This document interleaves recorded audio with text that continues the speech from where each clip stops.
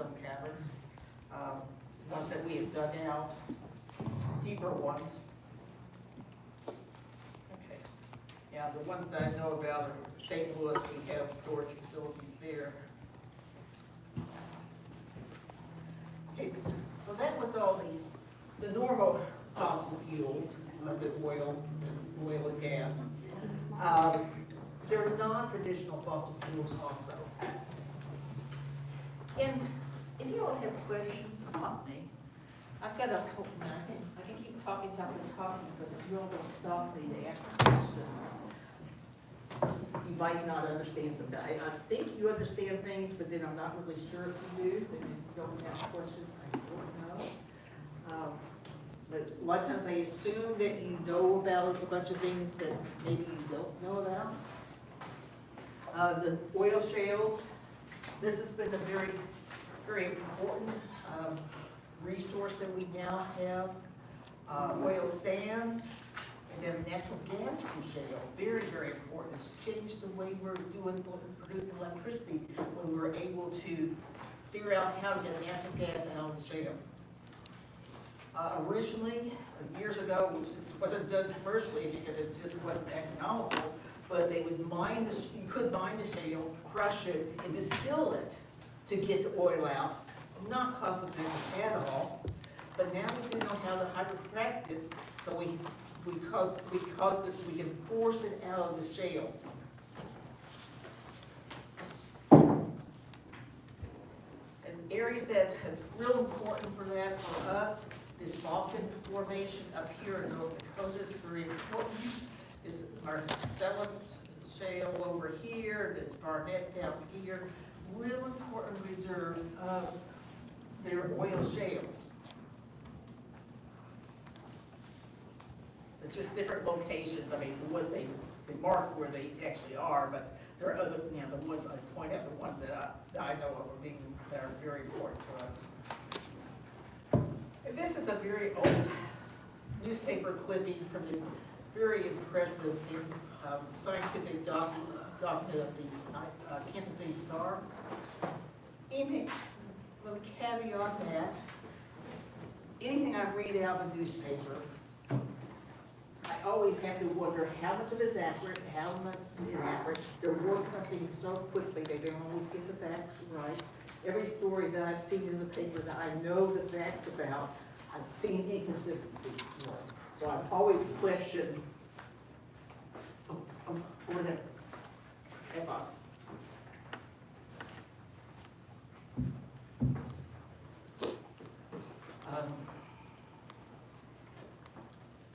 But what we have here is the largest known oil deposit in the lower 49 states. But it's in shales. It's not in the sandstones or the limestones that it's easier to get out of. There are up to 4 billion barrels of oil there, not all recoverable, 10,000 feet deep. So that's 2 miles deep. It's a long ways down there. They drill the 2 miles down, then 2 miles horizontally. And then we can inject fluids or into the wells and cause a rather graphic. They'll show that in just a minute. Now these are old numbers. One well up there at that time was costing $9 million. That's not nine. That's $6 million to drill. Whereas at the same time it was 300,000 in Kansas. Big difference on the price of a well.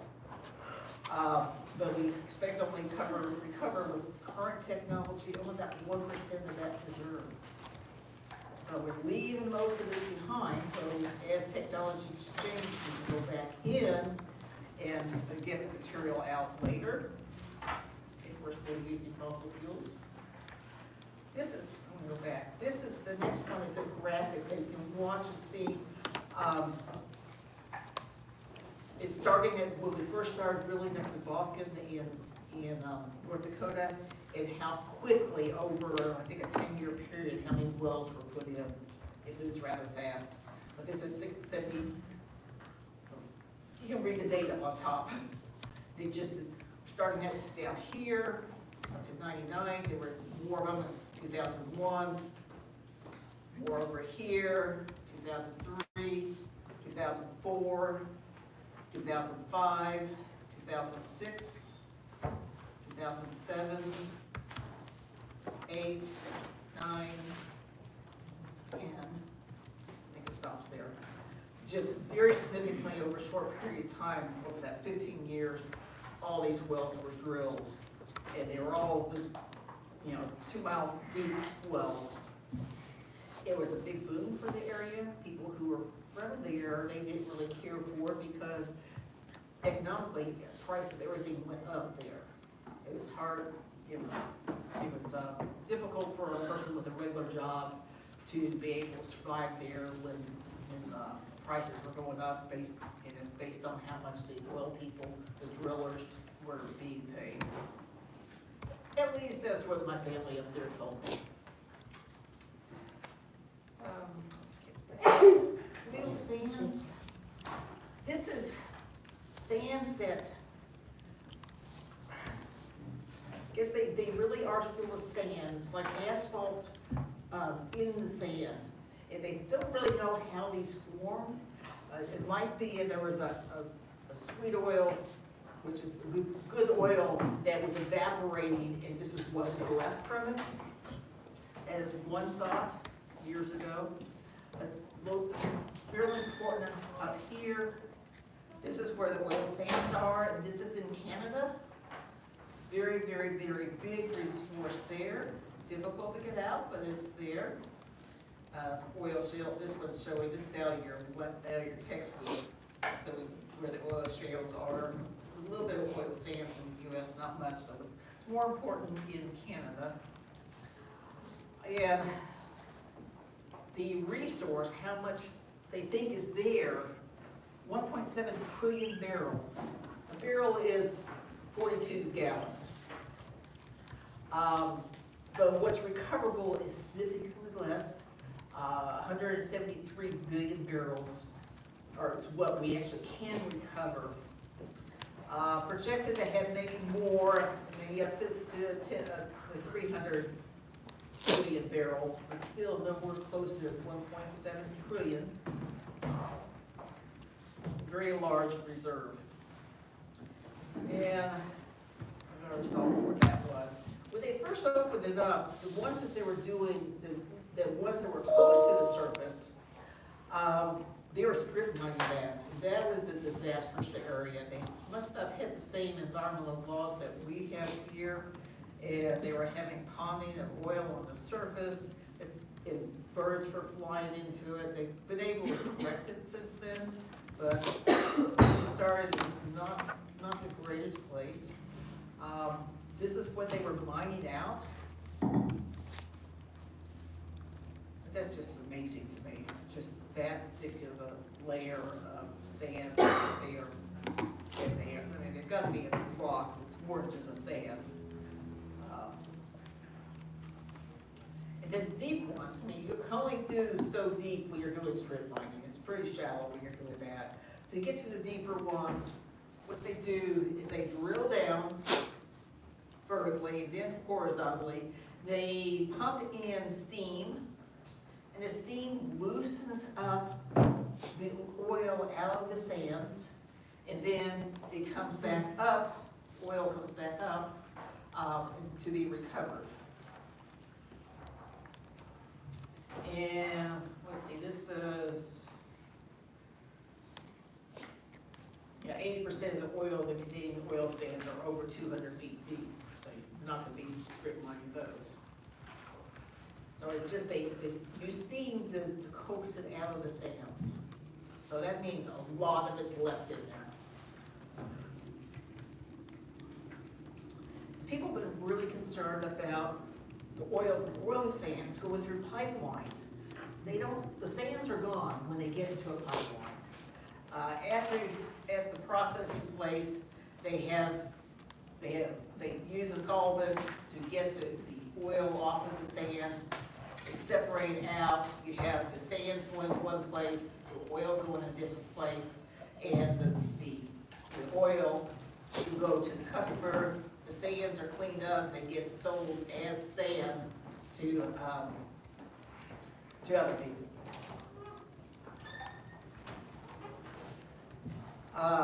So the oil is removed from the sand before being sent to a refinery.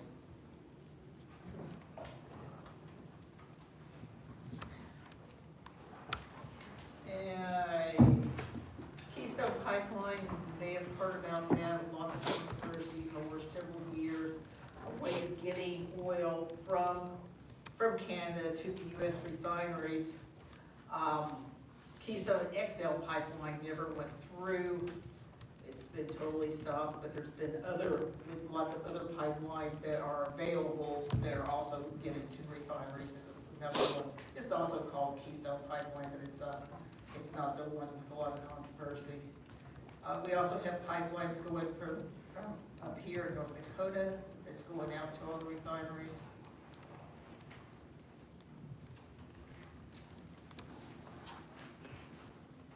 So that was oil sands and oil shales. Now, natural gas from shales.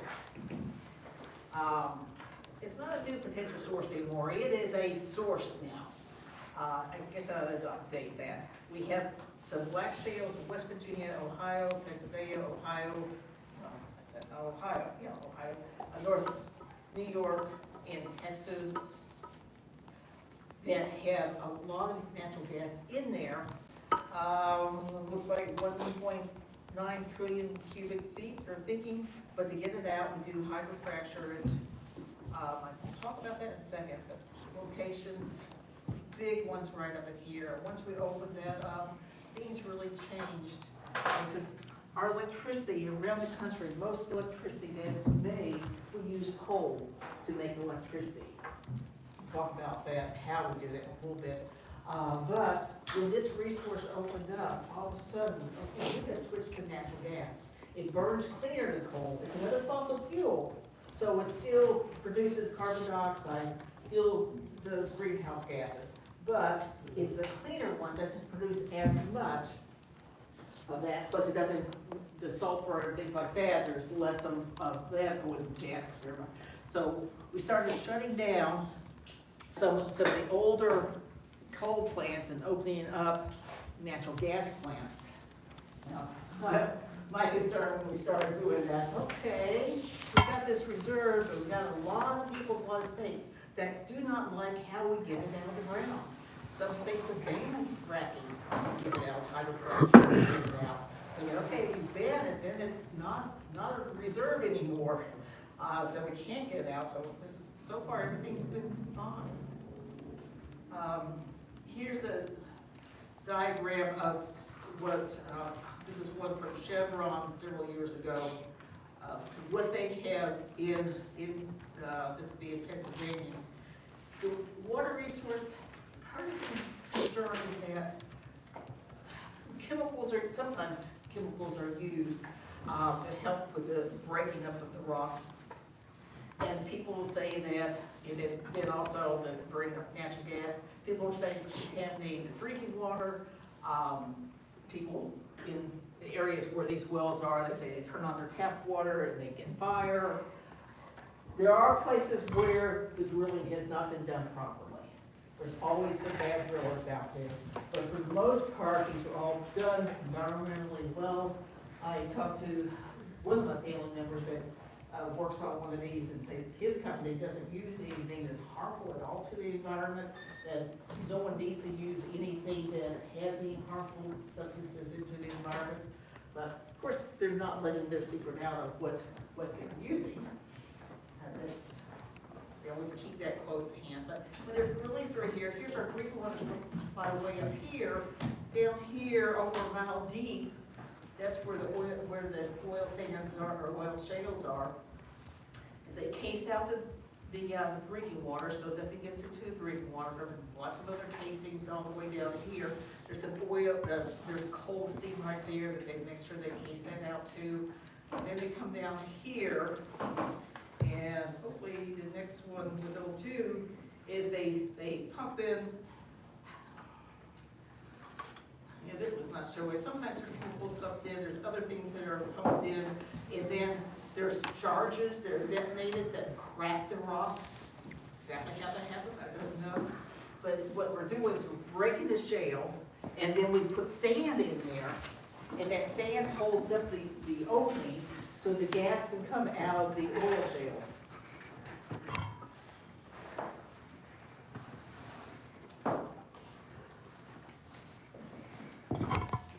And we're talking natural gas, as you all know.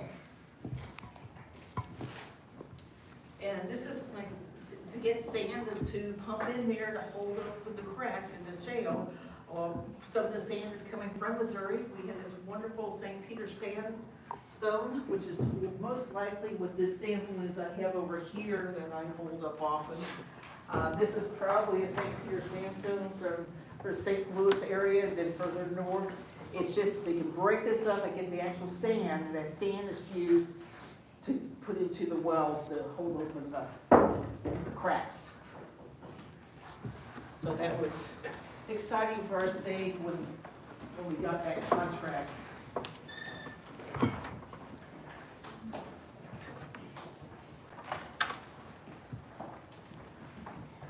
I am keeping this door locked. You don't need to get the class on time, stay in class. Because a lot of people have to open the door today. Make sure you get to class on time.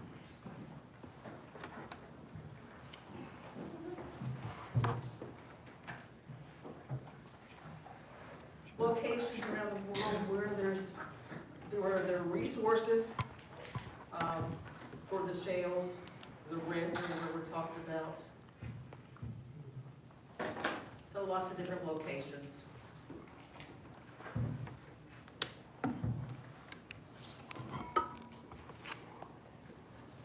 Now Missouri, we do have oil here, as we've talked about. Not a whole lot compared to other places in the country, but we do have some. Just comparison, using some really old data here. In 2013, we had 200,000 barrels. To put in perspective to other states, Texas had 924 billion barrels, significantly more than what Missouri has. Kansas, 47 billion barrels that were produced those years, 2013. Missouri right now, 2024 report has 56,000 barrels, so significantly down in the last 11 years.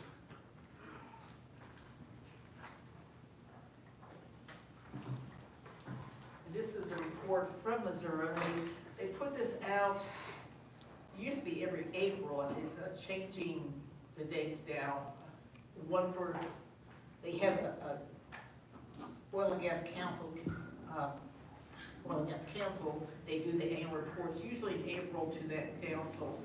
I haven't seen that there's a meeting this month to release this information, but the locations where we have oil operating and producing. We have wells in other places, but not necessarily producing. Cass County, which is just south of here.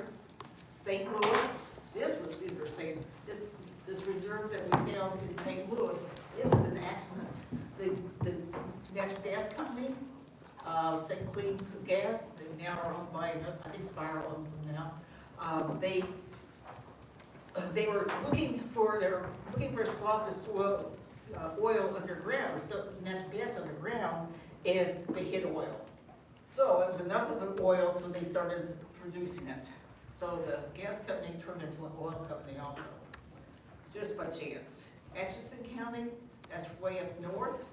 Verona County, I was really surprised to see that they're producing any.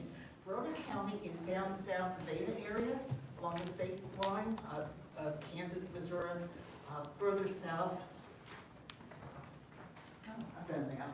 I think here. Yeah, it's down here. This oil, most of that oil down there is a heavy oil, which means it's harder to get out, it's harder to process. So you don't get as much money for it. And a lot of times, it's more expensive to produce than it is what you get out of it, so they don't produce it. But, so that's the reason why, and they also, a big company that's been working there, walked out and left all its wells abandoned, so they're going through a cleanup. The state didn't have, it this wonderful reserve of money that was set aside for plugging oil wells that the company walked away from them. When we put that in there, I said, there's no way we can take care of what's gonna happen. And they realized really fast, hopefully they realized it long before that, there was hardly enough money to do anything in the area. But they are, with other monies come in, we're able to do plugging of wells that need to be plugged there. You don't wanna leave these wells open and they were being left open, but someone's down there producing. I don't know who is down there producing. Jackson County, we have a little bit. 2,200 barrels were produced last year in our county. Actually, that was how much was purchased. Now, we had produced a little bit more. Maybe not. We must have sold some older oil. But some numbers don't balance there. Anyway, the different companies we have: the Kansas Resource Commission, Kansas Resource Exploration Oil Company is our biggest operator we have in the state. They're the ones who gave me the samples that were passed around last time. Spiral, they are operating that one that was the gas companies. And this is the little companies that have some. This one, the operator produced 77 barrels during the year. So that, I'm not really sure about that, but it's still a little bit there. The prices really do change. This is, let's see, right, the end of the year, well, just an average was $68 a barrel, $68.62 a barrel. Currently, I don't know what Missouri is currently running at, but in the U.S., the WTI, which is West Texas Intermediate oil, it's one of the when the news reports, commodities operators, they report prices of barrel. They use two numbers. The WTI and Brent. And WTI in the U.S. It's a good oil. It's a sweet oil. It's easier to refine. Has less sulfur in it than other oils. But it was at 68.28 last week, whereas the Brent oil, which is more of a worldwide, it's also sweet oil, but not as sweet as what ours is, and it was getting $72 a barrel. So different amounts. What we get in Missouri will be a lot less. I mean, it varies. Oh, look at that. April last year we did pretty good, but I've seen a lot lower than this.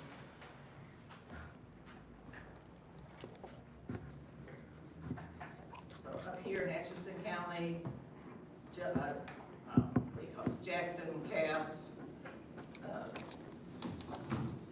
Verona, St. Louis County. Where our refineries are. None in Missouri anymore. None close in Kansas, one right there. I'm surprised they don't have more. Most things go down to Cushing, down in Oklahoma.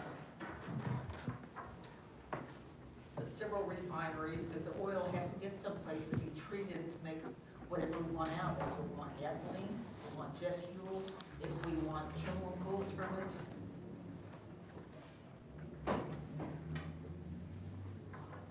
So that's a summary of what? The oil and gas, traditional and non-traditional sources. The other part of fossil fuels are coal. And you all already know all about coal, so this will be very brief. We have peat, lignite. Now, we have peat in this class, right? Yeah, you all identified peat in your rock samples. We don't have lignite, but that's in the next level of processing. And then bituminous and anthracite coal. And when this is where you Yeah. You got that swamp, remember that swamp in the warm environment? Plants are growing, plants are dying, they're falling into the water, they're getting covered over and over and over. They get more and more layers of sediments on top, dirt's landing on top, dead animals are landing in there. Just you're building up a lot of pressure. You're squeezing the water out. As you're squeezing the water out, your carbon is increasing just by space, increasing. And the more carbon you have, the better it will burn. And what we do is we burn coal. So the peat has 75% water content. The carbon is 15%. Lignite has less water, more carbon. Bituminous coal, which is what the coal that we normally have is the bituminous, has 5 to 15% of water in it, but the carbon is going up. More carbon, your BTU, the heat power that it has, goes up. The andesite coal, which we have very little in the U.S., same amount of water content, a lot more carbon, and a lot more BTU power for the most part.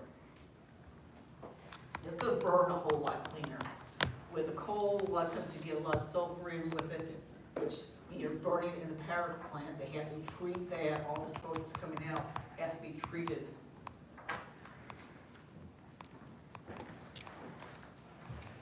And here is a seam of bituminous coal. This is at a strip mine, it looks like. This is another strip mine in Wyoming. This is a mountaintop. With strip mining, it always gets reclaimed. That hole gets filled in now. It hasn't always throughout history, but it is now. Laws changed probably in the 70s. Mountaintop. This is where they do take the mountain off, and it doesn't come back.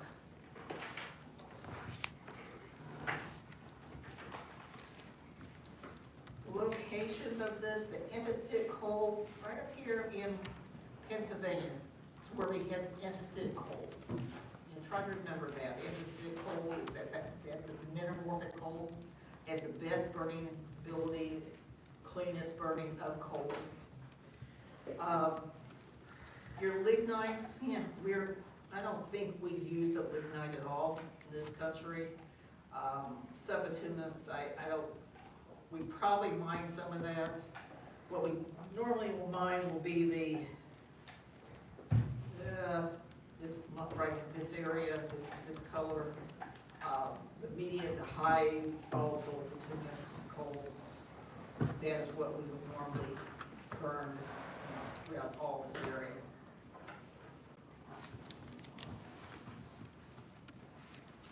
And we have, I'm not sure where all our mines are now. Notice this area in Missouri, we have mines here.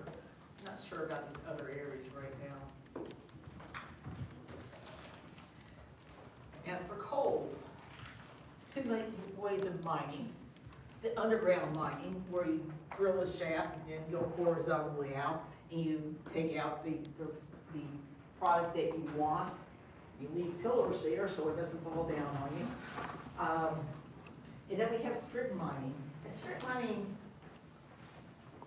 it has to be shallow enough for this to work. Strip mining is, you don't open up great big areas. I mean, they look big in the pictures, but overall they're really not that big. And they go in strips. They come in here and they dig it out. And you put the stuff that was on top, the overburden, you put it over here, you keep the topsoil over here, you put the rock over there, and you dig out your coal. And so you're digging here, you're piling over here, and you dig some more.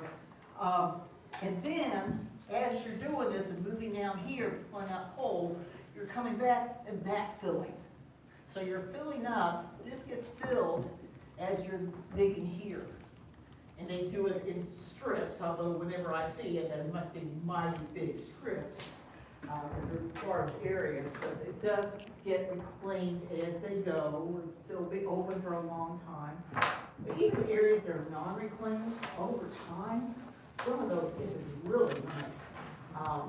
We have Finger Lake State Park in Missouri, which is in Columbia area, that's the old strip mine area that was not reclaimed. It was before the reclamation laws. There's a place that I've watched for years going through Indiana, I think, southern part of Indiana, where it's obviously a strip mine area. You see these long ponds. And when I first started seeing them, they were this beautiful, bright turquoise blue. Not really what we have around here. Usually our water's kind of dark when it's in a pond. Anyway, but over time, years and years, that water has cleaned itself up. The area is just gorgeous now. You get these great hills, all these ponds. I'm sure there's no fishing in these ponds. And they're on woods I see, they're off the interstate, so no one's going to be using them for anything. But anyway, it ends up, nature does take care of itself. It just makes it look different. But these days, we totally reclaim them. Then it gets reseeded, it gets used for something else.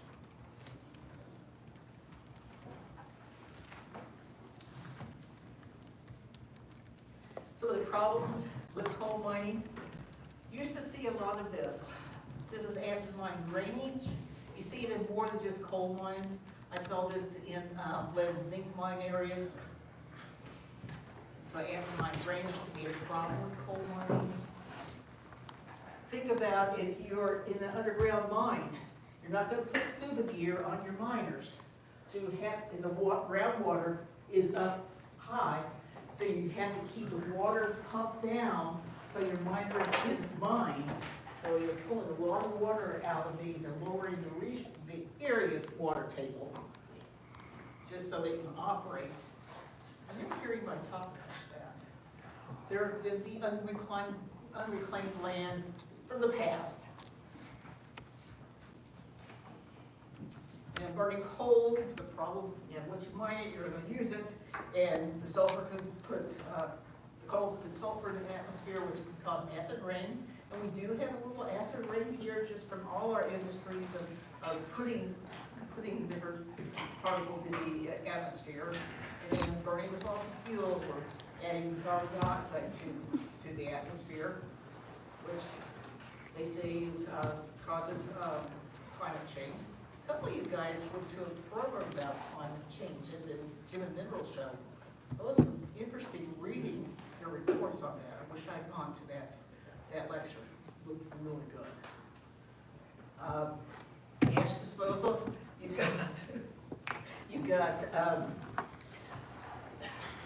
burn it, you're going to always have a residual. That has to be taken care of. A lot of times that has heavy metals in it. They're harder to take care of. You're scrubbing what comes down the air, the fly ash, you've got to take care of that. Underground safety. Up here, in West Virginia, Pennsylvania, sometimes there's a mine collapse. And another thing, black lung, I thought that was gone, that we had such standards, there was no black lung again, but breathing in the coal dust can cause black lung, and we still have it with some of our miners.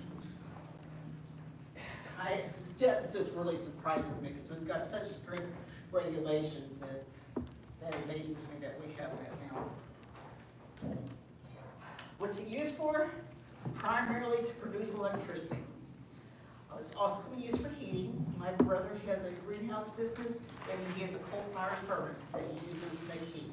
Lives in Kentucky, coal is plentiful, so the coal truck brings coal to him, and he heats all winter long with burning coal. Then coke. When we're making steel, we need to have coke, which is basically burnt coal. What they do, I know this is a very fine picture.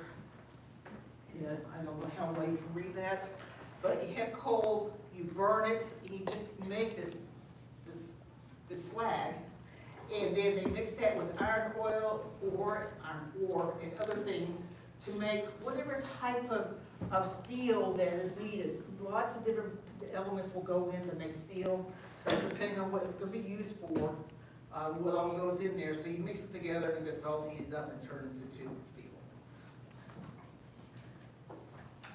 I thought, oh, I tried to change this graphic, but however I produced this, I could not make a change on it.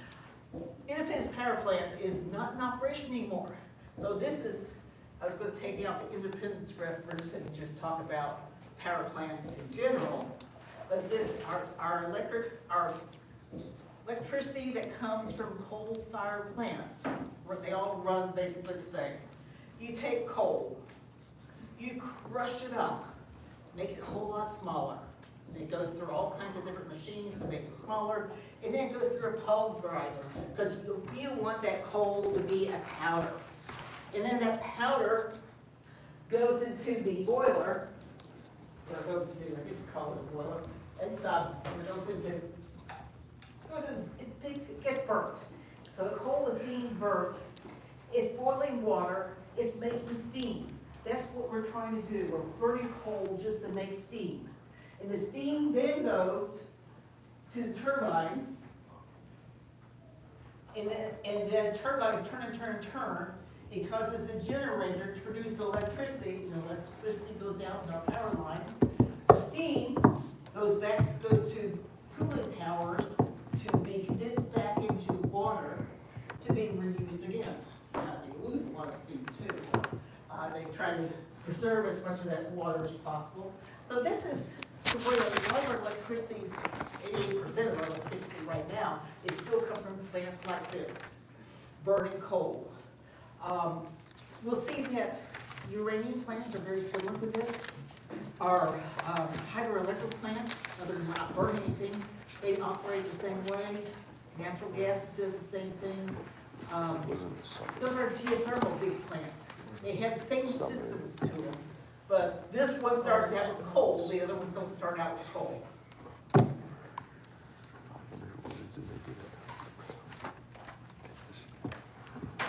So this is in 2021. We have different utilities making electricity. Majority of it's coming from coal. At gas, the gas plants were, natural gas power plants were increasing up to almost 9%. Hydroelectric, I'm really surprised our hydroelectric percent was so low, 2% hydroelectric. We have power plants, hydroelectric plants, Truman Dam, Warsaw Dam, Thomas Hill Dam, there's a whole bunch of them around the state. I would have thought we'd be producing more hydropower than that. And we've got a lot more wind. I'm not even sure where our wind is. I've seen it up in Atchison County. Have you all seen wind generators, wind turbines around the state? I've only seen them. Where have you seen them, Zoe? Well, I used to live in Iowa, Yeah. so there's a bunch of them up there. Yeah, just coming down, but in Missouri itself, just right south, I know there's some there. Yeah. Anybody else see them? I don't know where, but like just driving to a different state or something. Yeah, going through Kansas. Boy, they're tracking a lot of those constantly out in Kansas, like just like amazed every time. I was making 2 or 3 trips to Colorado every year. Actually, this semester I've already made 3 trips. But just seeing how many new power or wind turbines get put in there. That's just what you can see from the interstate. Okay, nuclear, we have 1 plant in Missouri that's producing nuclear. The biomass, I'm not sure where that's at, a little bit of solar, and I don't know who's burning petroleum to make electricity. There must be some place that's built burning that. This is a picture of the plant. Just not all plants are identical, but they're similar to this. We have this big building with some smokestacks, and that's really just I guess that is from the burning of the coal. It's coming out for a year. The coal will be piles of coal in here. It goes through the pulverizers and then to the furnace, and then boils the water. And then the water, the steam goes to these cooling towers. These are small. I've seen different type of cooling towers at different power plants.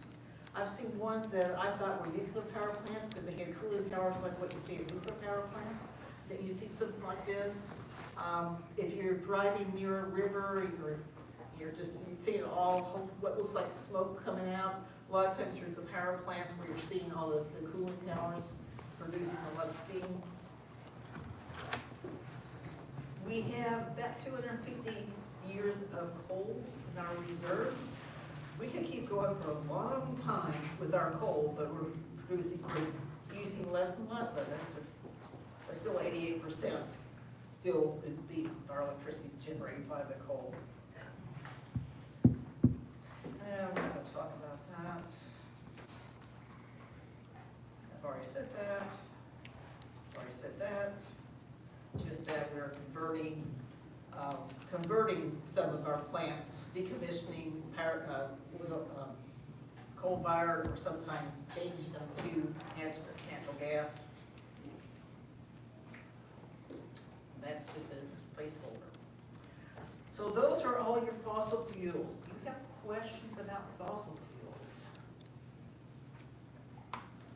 As you can tell, I really like fossil fuels. I'm not in the norm in this country, but that is, as a geologist, that's where a lot of the jobs have been in the past. Still where a lot of the jobs are, but the majority are not there. Another non-renewable energy source non-renewable energy source is nuclear. I think I've already shown a figure, something like this, where projects that we have 19% around this time period right now of our within the U.S. being generated by nuclear.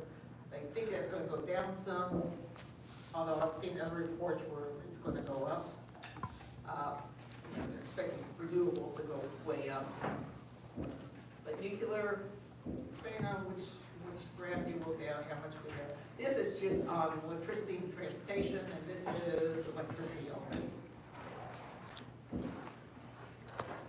Oil we get from a mineral called pitchblende. This is one of them. Did I say that right? Aluminum we get from the mineral pitchblende. Or this other carnotite. I'm not sure how to pronounce that. Isn't that pretty?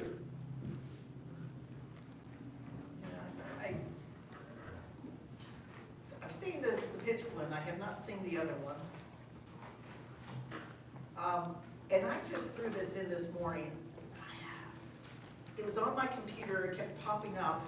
I kept meaning to do something with it, and I let it just sit there for a long time, and I don't know where I got this source. This is something new within the last month, but where I got it from and exactly the date on it, I'm not sure. But it's talking about how we find uranium.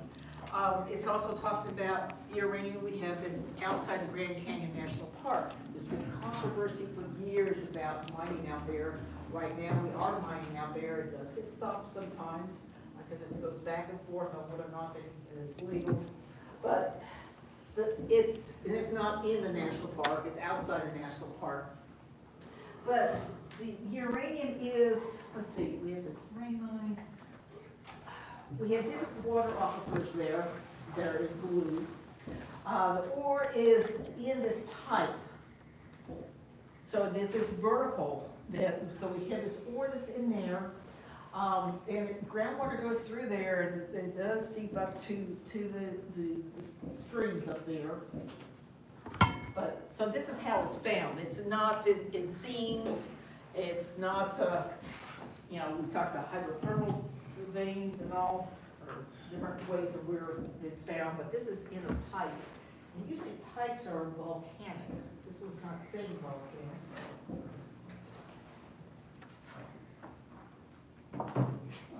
I found that interesting. All the different layers of rock that we have below the surface.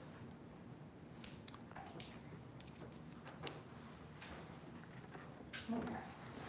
here's the mine shaft down and the horizontal shaft to get actually to it. I'm not sure whether or not they are physically mining it. I would be surprised if they're using robotics to do all the mining there. I don't know. I would be surprised if that's how it's being done. But it is currently being mined, or it's legal to mine it right now. That's an extra open not possible.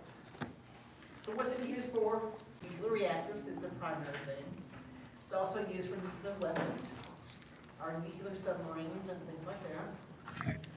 There are 32 countries operating 416 reactors. Now, one plant could have several reactors, so they're not 416 different locations. But, several will have 2 or 3 reactors. Several new are under construction right now in 17 countries.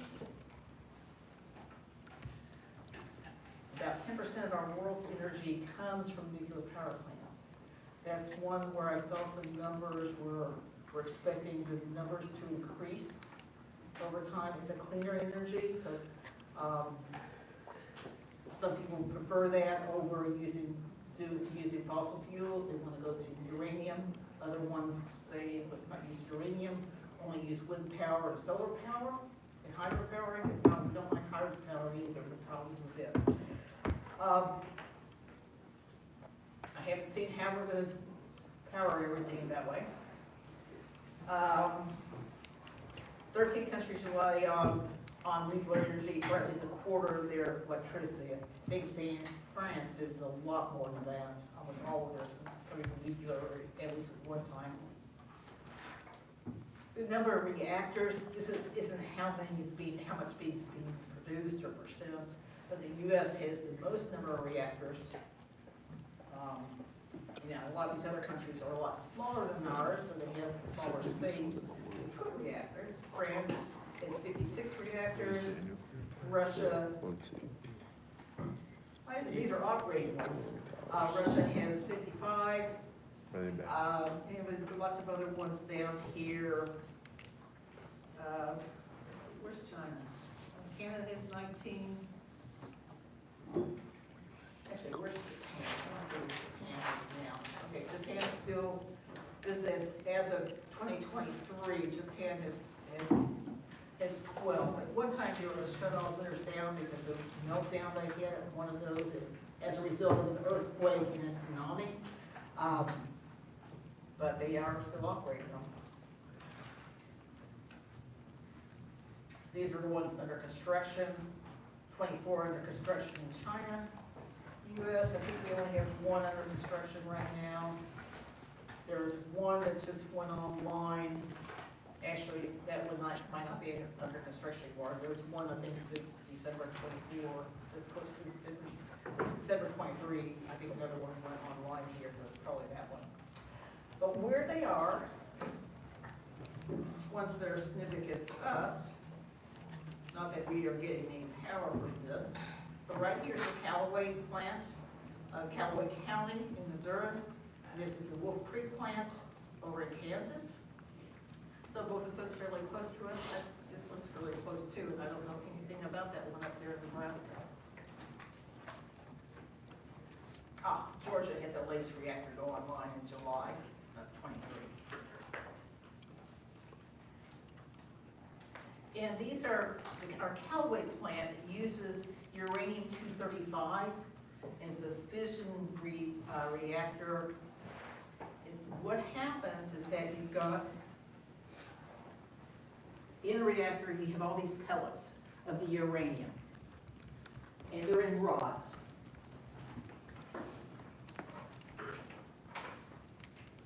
So you have these rods. They have all these little pellets throughout the whole thing of the uranium. And they're undergoing radioactive decay, which would be a fission where the atoms break up, and when they do that, radioactive decay is just heat being released. And so that's what we want, the heat being released during this fission reaction. And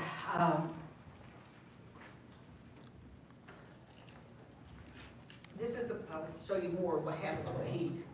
This is the Callaway plant. This right here is the containment building, and this is the cooling tower. You know, when this was under construction, I got to go through it and saw what it was like on the inside, and I still wasn't comprehending the reactors. Because whenever I saw later on, when I saw these cooling towers, I thought those were the reactors. But those are not the reactors, that's condensing water. That's what that is. And so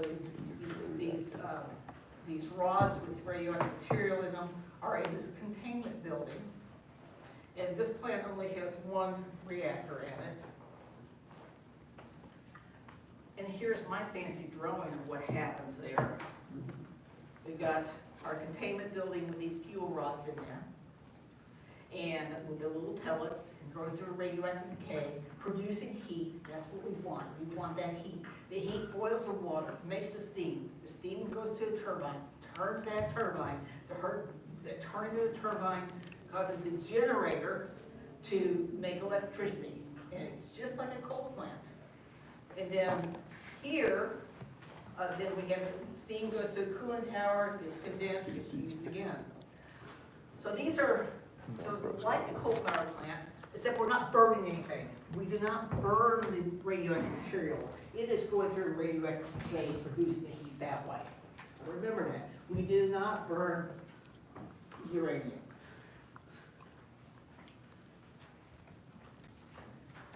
And here's the fancier one from the company that owns the plant. And it's showing that actually the water that's going into the cooling tower never actually comes in contact with really anything. We have the reactor here, we have water in here, we are boiling water up here, that boiling water goes over here to turbines, and then we have cold water coming through these yellow pipes, and it's causing that steam to condense.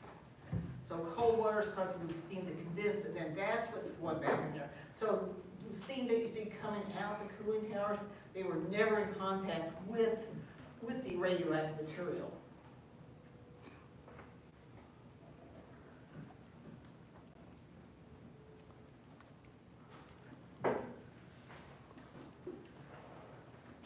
This is 3 Mile Island, which is in Pennsylvania. It was our only disaster that we've had with nuclear reactors in the U.S. There may have been a slight release there, wasn't much of a release. There was a meltdown in one of the reactor buildings. I'm not sure how many reactors they have here. We have 4 cooling towers. It was showing 2 reactors. I think there's other reactors. The plant, well, actually, the plant may actually the information I've got on it, I was by there in December, when was that? December 21. Strange time to be there. I don't think it was operating, but it was, you can see there were a lot of people there. I think what they're doing is getting it back into operation. They're going through a lot of, I thought they're decommissioning, but what I read online is that they've got a proposal to start operating again in 2027. Now, they do have a request in for a massive loan from the Department of Energy, and whether or not they'll get that, I don't know, but they may need that to be able to open it up. But so it is operating. It really surprised me when we knew it was nearby. We were going there looking for it. But this is what we saw. We were with houses right nearby. I'm used to Callaway. It's out. There's nothing anywhere near it. There might be some farmhouses way off. There are houses all around, and we came up on these cooling towers. That really shocked me. It's right, basically in a town. And I wouldn't call it an island. There might have been a little bit of separation there, but I don't think so. But anyway, that was rather interesting. The nuclear meltdown was in 79. So a long time ago, especially for you guys, it was prehistory.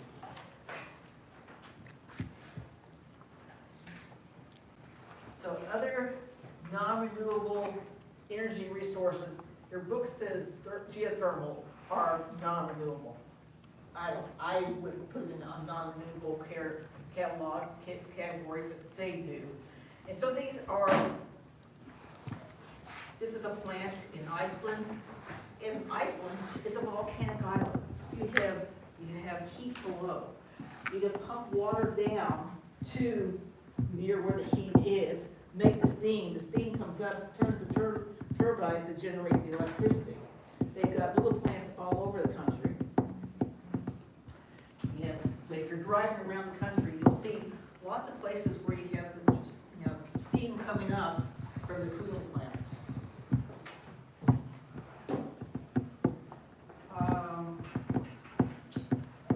Top geothermal electricity producers. And we have capacity that this is 10 years ago. Places where we have enough heat to be able to have this happen, though, are these states here. And this is not really like Iceland, where you have these magma chambers below that is heating up the water. We just have heat from underground. There's some of those places, the darker areas where it's hot enough, possibly hot enough, to be able to have enough heat to have this work. Temperature needs to be between 300 and 700 degrees Fahrenheit within 1 to 2 miles below the surface for commercial plants. And what they do is they pump cold water down into the ground near where there'll be a heat source. Here there's sort of a magma chamber. That water heats up. As it heats up, it gets less dense, starts migrating upwards. And then we're pumping it back out here. So we're pumping it up, it's migrating that way. It gets far enough away from the heat source and less pressure from above. It turns in, actually it's just water is coming out, hot water is coming out. It turns into steam and loses pressure. When it turns into steam, it goes into this power plant. The same thing happens there. So you have the turbines and then the generator, and then electricity is created. To me, it's magic. The turbines turn, we've got these magnets there that they're in the generator and they make the electricity. And around here, we have enough heat to have ground source heat pumps around here. We have lots of buildings around that have, the commercial buildings that have ground source heat pumps that heat their houses. A lot of school districts, the Blue Springs School District has a bunch of these. I'm not sure how many they have now. But they are expensive to put in, but cheaper to operate. So they take, in the summertime, there's producing air conditioning, and in the wintertime, they're producing heat. And we have enough heat also that we can do, I don't know if in Missouri we have any residential, but there are some commercial units also that can be made. Renewable sources, solar. I didn't check this to make sure it's what I think it is.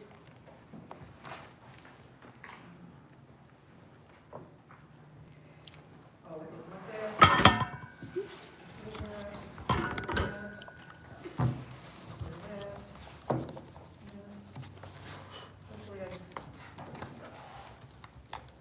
That doesn't look like it. I did not check this out to make sure that still works.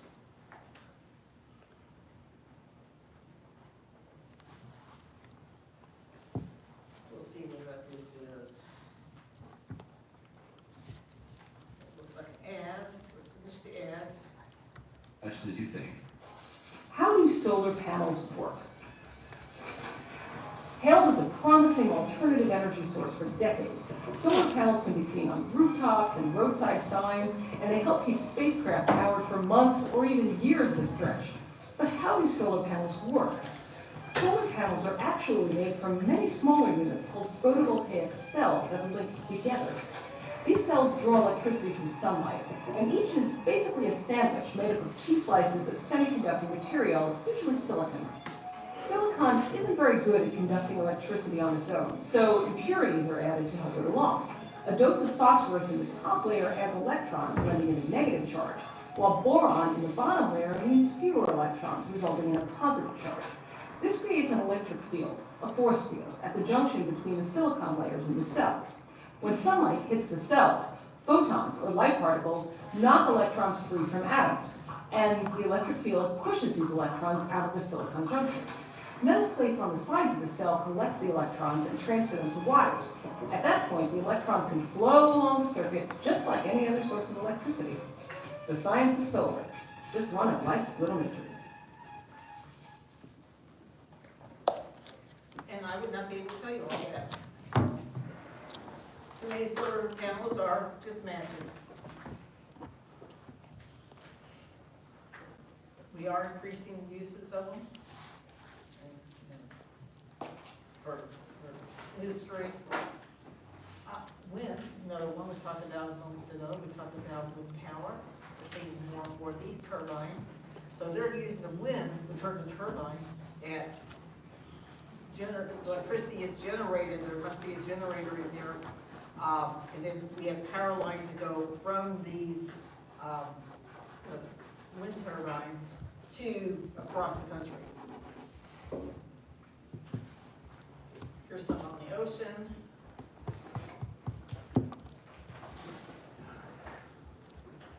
These things are massive. If you've ever been on the interstate where they have one of these blades going by, it's amazing how big these are. See the people there. Of course, they come in different sizes, but people there is scale with this one, which just kind of gives you an idea how big these are.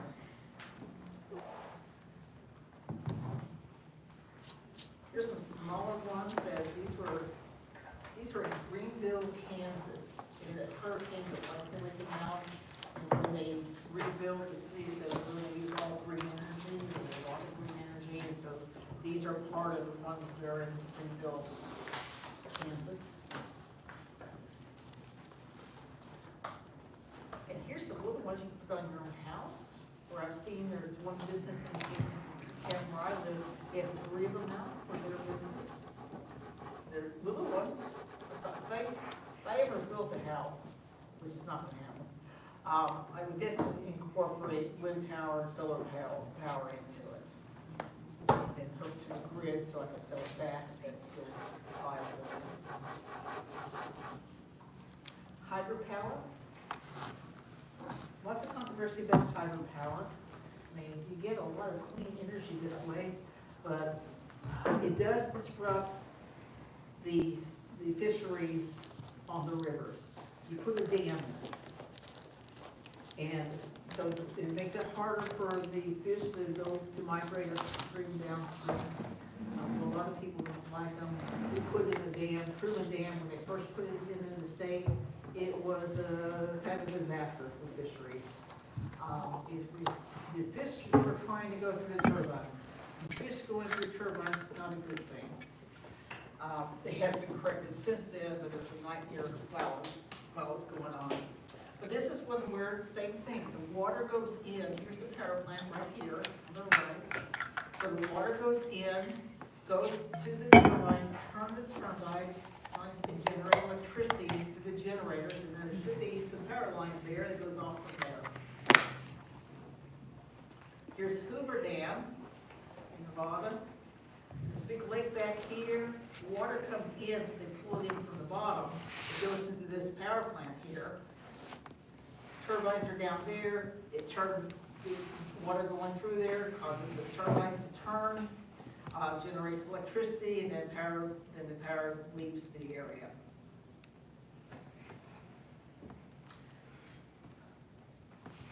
The 10 largest ones, the one at Three Gorges, China, found a Yangtze River. This is a massive power plant. I got to see it. I thought it was going to be go in it, but I couldn't go in it. But it is a massive area there. Brazil, China, lots of ones in China, and then they've been damming a lot of rivers so that we have these. The U.S., Red Kool-Aid, that's in the Columbia River in Oregon. What state's in Oregon? Washington State, Oregon, yeah, it's actually Oregon. Up right here, it's fairly little. That's one that we have in the US, that's a large one.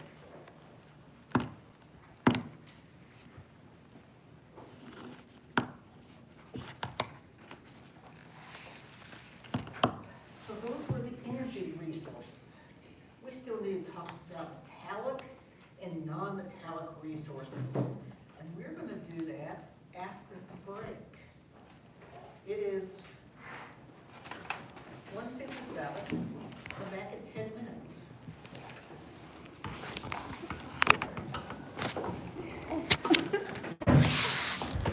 We're going out to my car here.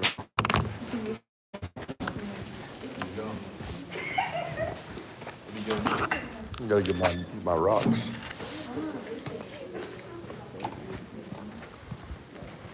You wanna come big or grab the biggest rock you can find outside and bring it in? I'm gonna turn it in for my project.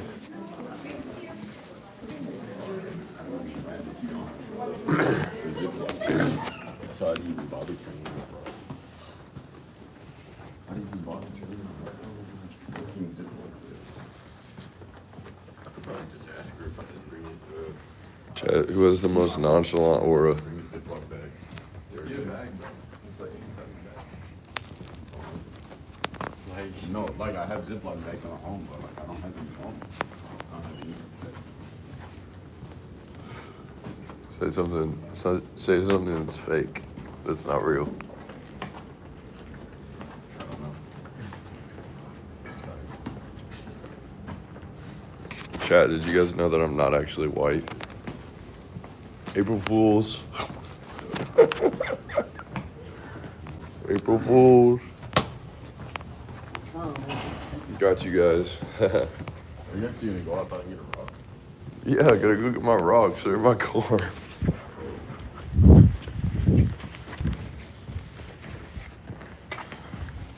Yum. Yeah, I just put them in my fucking in one of my cup holders. Forgot about them. My rock's definitely been sitting for like 2 weeks. After we got a bottle of it, we went there. I looked down a couple of Is it raining out there? shit. Oh my fucking god.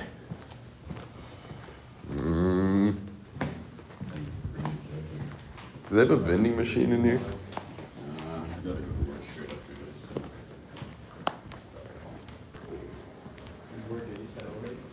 Nah, we need to go. Basically, yeah. Right now I work at Blue Beacon.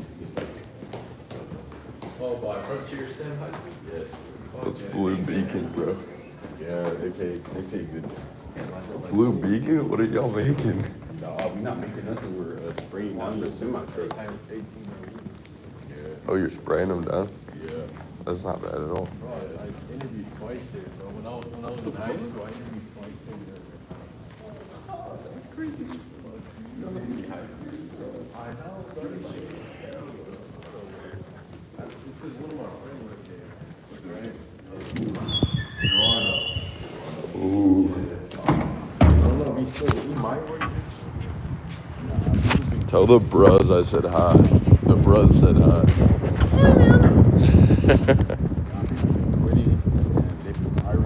They got new management. They don't put up with like none of the old shit that they used to do. So they've been low key trying to fire a lot of those. They have any fucking huge rocks out here? Not just for a joke, like bring that in. Like this fucking thing.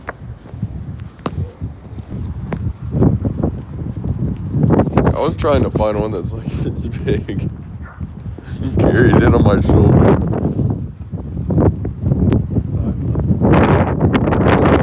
Damn.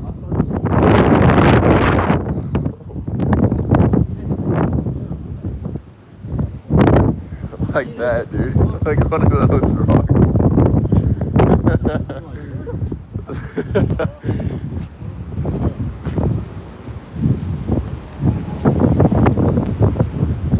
Are you getting your rocks too? Huh? You getting your rocks too? I'm just gonna put them in my hand. Nah, I'm gonna give her the rock them like Thursday. Stuff like that. Is that okay? Hopefully he'll be like, yeah. I'm not gonna lie. I never forgot about it. Let's go to the fucking cafeteria. See what they got there. Yeah, yeah. Holy fuck.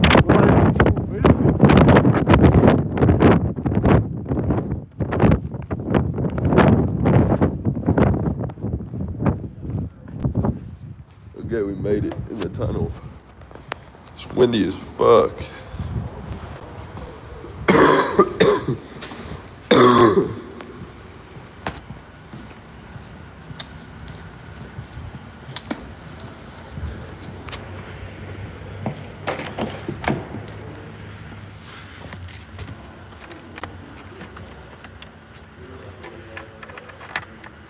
All right.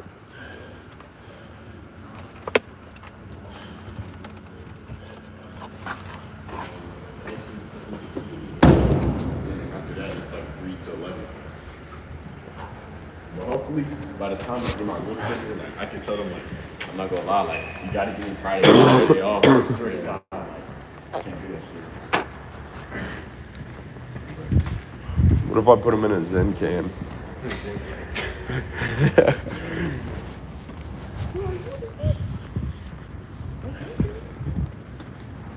It's a rock.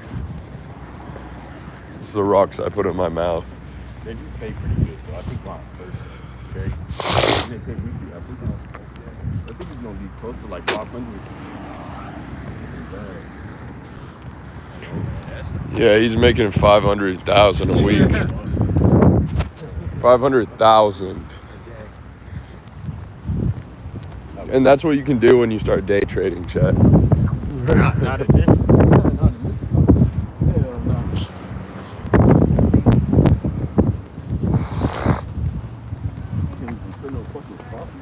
Hmm?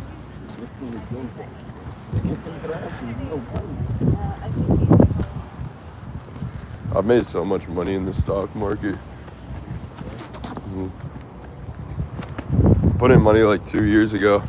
I think I made like 6 grand. I got into any of that. I got some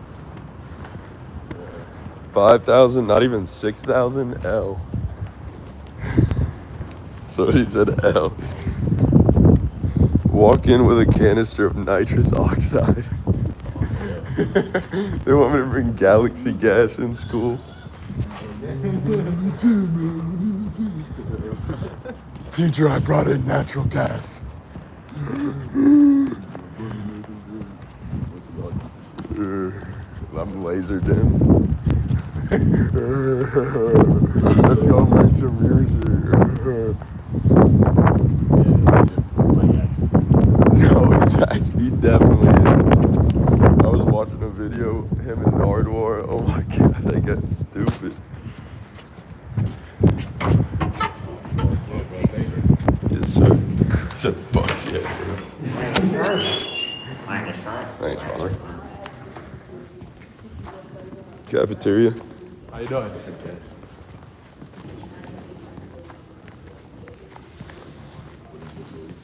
We're going to the cafeteria. Laser dim is weird as fuck, not gonna lie. What stocks do I trade? Futures, ETFs. Bro, acting like you know laser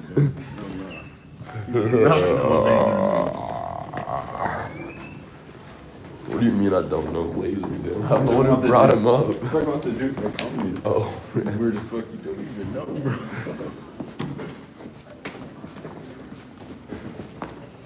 this shit is massive. Bro, what college is that? It's literally a community college in Kansas City, Missouri. Drop a name drop.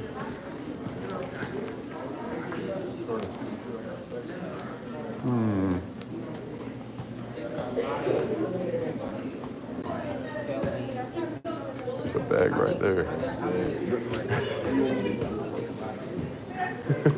About to hit a lick on him. What is this? I don't get that, bro. They make the food in the machine. Ugh. What the fuck? My friend ate a burger out of there. He said that shit was bad. Can we not have snacks in there? You said, can we? Yeah. Yeah. In the lab? Oh, I don't think so. She's like, fuck See no. me in gym before. Oh, high school? No, it's a college. High school. Fucking idiot. How many students are here, you think? Probably 3 bands.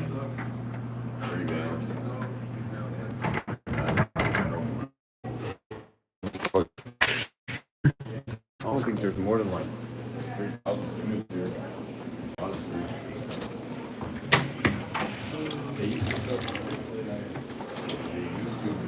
Like, what was it last semester? 40 billion students. Hey, we've got 10 people in here now. 10 people, chat, yo. Go for it. Yo, chat, we're going to Riz. We're going to Riz right now, chat. They both got girlfriends.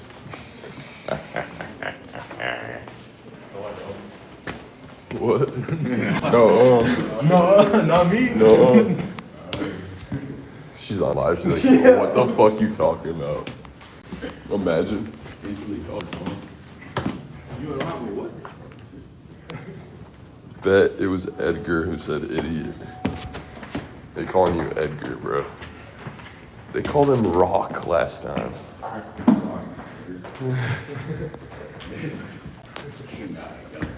Not my name, quarterback. Quarterback. And there's been some wild TikToks to that sound now. You know what I'm talking about?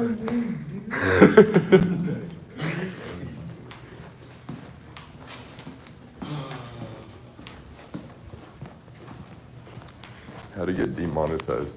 Fucking quick edition. Ultra fast speed run. Well, sometimes I'm forgetting, like, you can't necessarily have free speech, like, just when you're playing video games anymore. Bro, you just that shit's muted.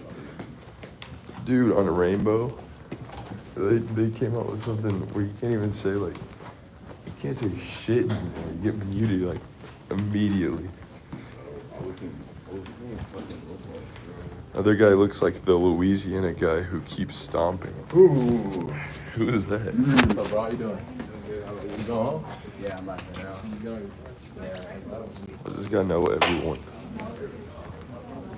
Yeah, I was playing Roblox, and I was in the voice chat, and I was Oh, yapping, hell no. and I got banned, and I didn't realize I got banned. I was like, damn, Bro plays Roblox. Roblox is where it's at, bro. Bro, Roblox is where it's at. Well, I don't play no more. Not like it. I retired. Now I got He's a locked in. retired Roblox Now I player. got locked in for this month. April's the month of locking in, bro. April's the month of my birthday. Really? Mhm. When? The 12th. 12? It's coming up quick. About to be You're 22. not wearing green. It's an April Fool's. It's not fucking patent. See?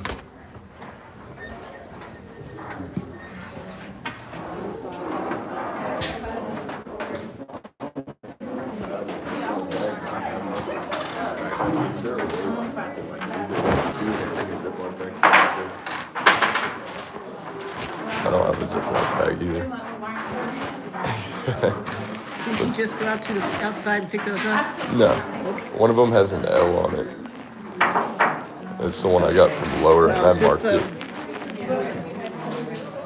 Tell you what, why don't you put your name on this piece of paper and wrap them up in that piece of paper. Okay. Okay, put your name on this piece of paper and wrap them up in the paper.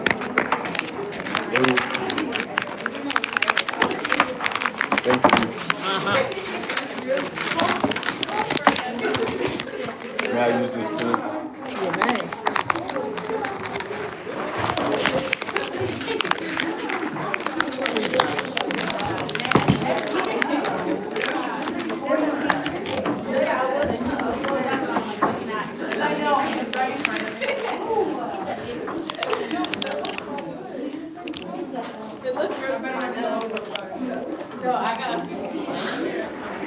Where would you like me to?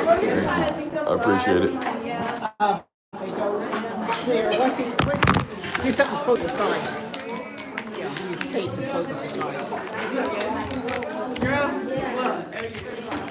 I'm in my life. How about that? So I'm like,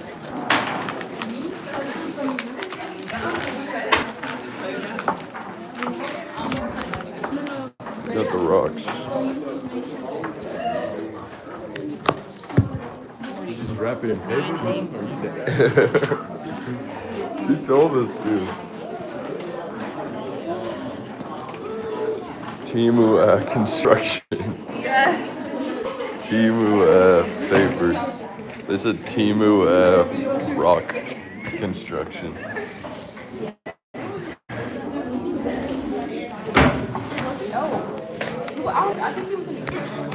$1 college tuition.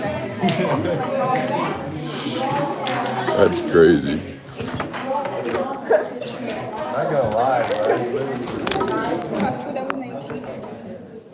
He said, not gonna lie, bro. My last semester, $20 seemed like We're gonna continue on the lecture about the heavy focus of the rocks, so continue to take notes. But I'm gonna ahead and pull out some of the minerals we will talk about. Okay, so we're going to metallic resources now. Oh, I guess before we go to metallic, we're gonna just do a little review first. On Thursday, we talked about what 3 features that we would look for if we were petroleum geologists looking for oil. What 3 features do we need to have? We might need a source rock, something where the oil is being created. So a shale would be really good. We need a reservoir rock. The oil has been squeezed out of the shale and goes into a reservoir rock. And then we need it to stay underneath the ground. So we have a trap rock on top of that. So if I was a petroleum geologist, exploration geologist, I'd be looking for features like this, where I'm using geophysical sources and techniques, because I cannot see deep below the ground, but we're trying to find regional geology and have an idea. And then, one of the traps that we talked about, that I asked you all to draw a picture of, make sure you all remember this. This is an anticline trap. This is a real nice trap. And that's where you have layers of rocks that fold in. They originally, the rock was laid down horizontally, bottom of the ocean. And over time, it turned into rock and got folded. And here I have a shale. This is my source rock.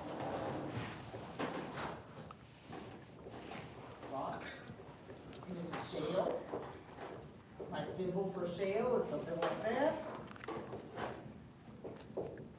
And then my reservoir rock is above it because the oil is going to squeeze out of the source rock.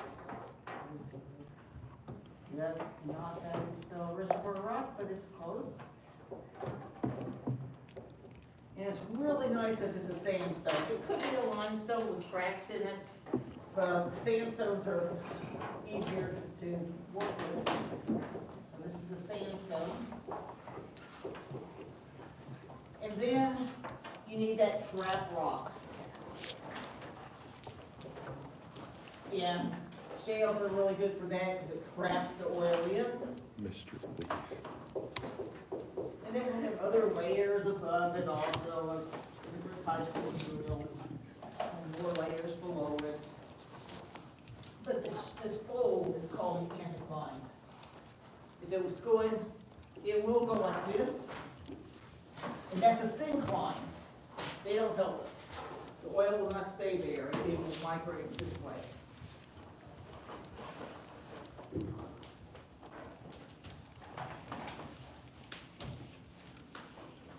So that is the anticline trap. Oh, they put oil and natural gas in there.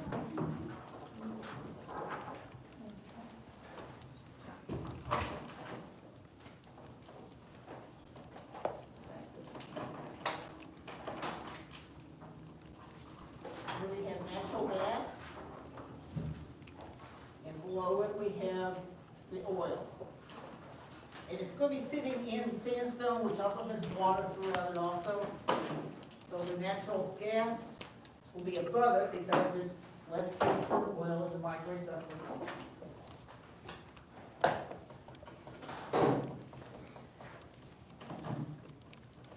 The three fossil fuels are that we talked about are what? Crude oil, natural gas, what? Three fossil fuels, crude oil, natural gas, and coal. Another thing I told you need to remember is what a resource is and what a reserve is.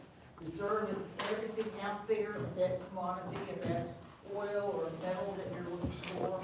Reserve is the smaller one, is what is out there, we're pretty sure it's there, it is legal and in economic amounts to be able to process it. If it has not enough oil there, it's not economical, so it's not part of the reserve. If our techniques change and it now becomes economical, then it becomes a reserve. Like that uranium I talked about, it wasn't a reserve in the past because it was illegal to mine it. Now it's legal to mine it, so now it's part of the reserve for uranium. So different minerals I want you all to see. These are all going to be metallic. And we have sample number. I don't see what I'm looking for.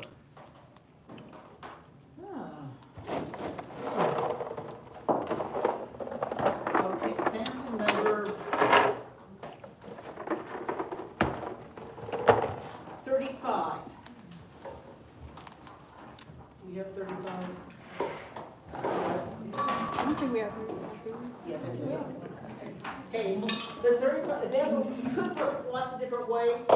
The bauxite are those little pea size, little pea spheres that are in there. That is where the bauxite is, that we mine to get the aluminum out of that. So, bauxite is the mineral name. The ore that we're getting out, the metal that we're getting out is aluminum. And my notes here.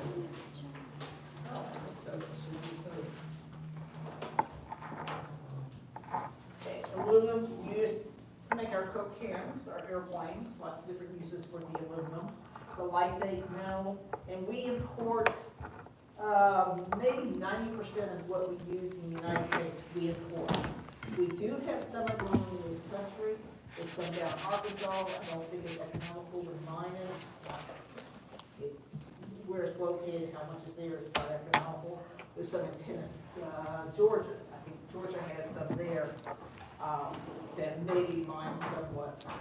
But for the most part, we import the aluminum, or we import the next stage of the refining of the aluminum, the alum that is produced. Chromium, from the mineral chromite, we do not have this. So we get chromium in it out of it. It's also, it's got iron in it. FeRC2O4. Another commodity would be copper. You have two different types. You actually have several types of copper. You've got sample number. No, it's okay. What is this sample? Okay, let's look at sample 27. And sample 21. So we start at 22. Let's start at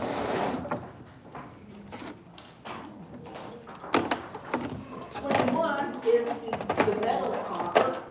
And we have, there's are just little specks in some rock that's really, really shiny. Some of you all have pieces of the copper that really tarnished, that's weathered. So copper's one of them, and that's the native element. You Question said 21? 21. Okay, well, look at sample number 27. Is that what the other one was? That's chalcopyrite. It has copper in it.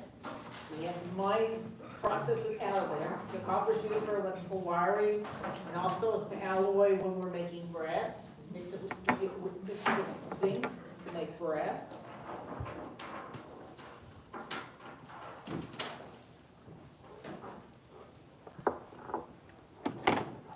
So that was chalcopyrite. That second was the next one.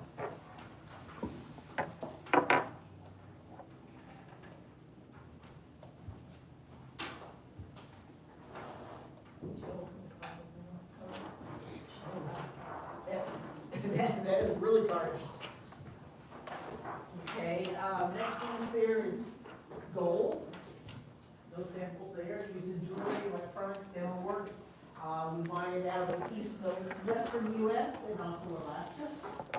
I'm thinking of the gold rush in Alaska, gold rush in California. Now iron, we have two samples of that, ores of that. We've got, hematite. Once you look at third, oh, that's not it. Sample 31, sample 32.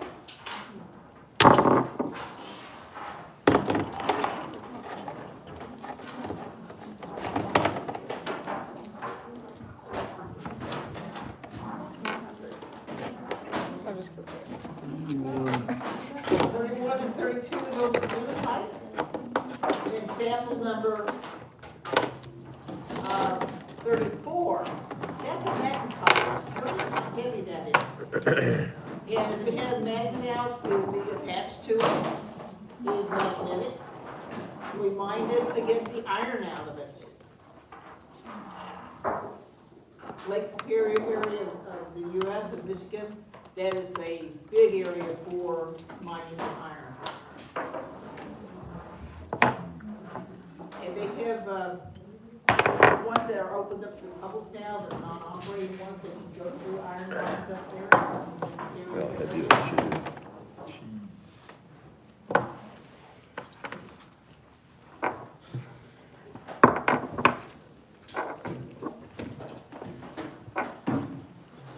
Okay, which one's the galena? Sample number 1 is galena. I'm hoping you all recognize galena. It's silver, it's got 3 directions of cleavage at right angles. It's heavy, usually shiny.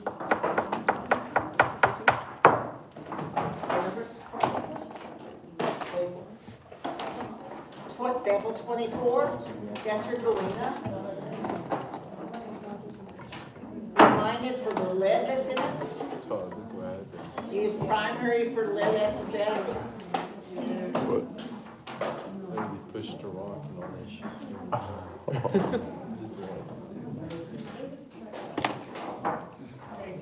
So this is one of the minerals that we mine here in Missouri. We're the largest miner for Not for screaming, lead. skibbity. But Idaho, Utah, and Colorado also have mines. Probably other ones also.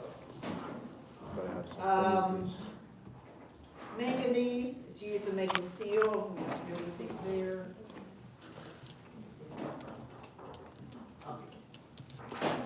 What do you all pronounce that yourself? Mercury, we get from cinnabar. And you do have an example of cinnabar.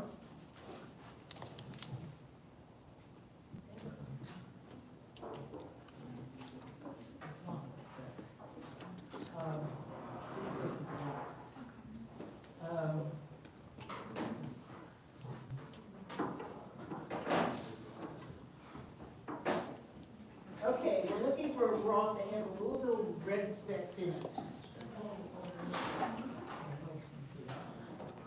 Not that hard, you just gotta fucking. Sample number 25. Like, The red in here is the cinnabar. you're not 19,000.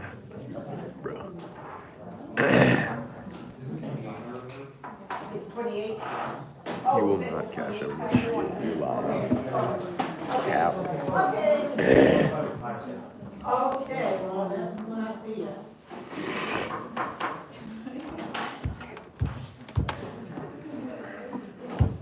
So Cinnabar, the mercury is used as thermometers, local compounds, some silent electric switches, batteries. I have no clue.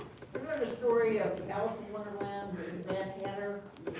He went mad because his hat was somehow was dipped in mercury, and mercury makes you go crazy.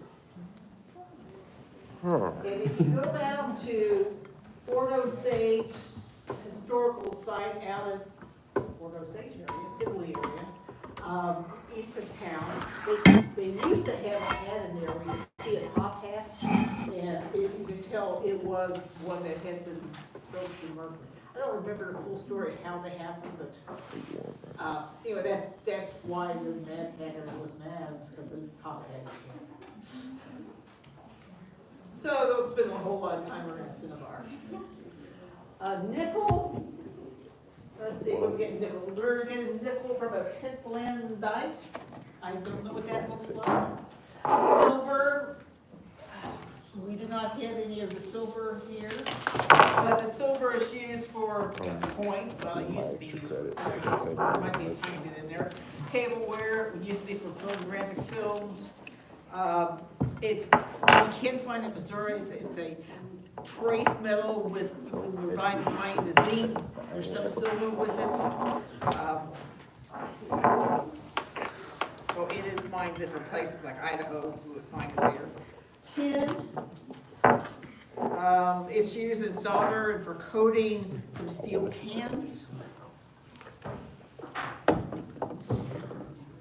Uranium. From pitch blend and the carbonite. He said no. Used for energy, for nuclear power plants. Yes, western U.S. is where we have it mined. And zinc is sample number, cephalorite, let's see. Sample number.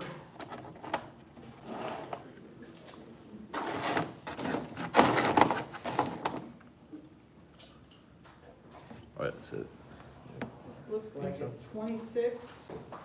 Didn't like liquid or something? Steals off the pin. Yes, sample number 26. That is cephalorite. Oh, this is a strange sample of cephalorite. Let's see what your sample looks like. Oh, that looks much better. This one is, we use it for galvanizing. The zinc that's in there is used for galvanizing, putting on metals to keep it from rusting. Use it making brass. We find it with galena. And this is rather interesting. I think we talked about it. It's a baby. Again, it's a no different crystals on it. But it's, I had a friend who had a class, mineralogy class. And the professor put 25 samples of cephalorite on that test. They all look different. Who in the world is not like cephalorite 25? Even if you're confident in it. I didn't hear how they did on that test. Bad. I guess they don't give me the stories to me. So We're those are a trying. bunch of the ore minerals, the metallic minerals that we mine, locations and information about some of that. Money first. Money first. Do you have any questions on that?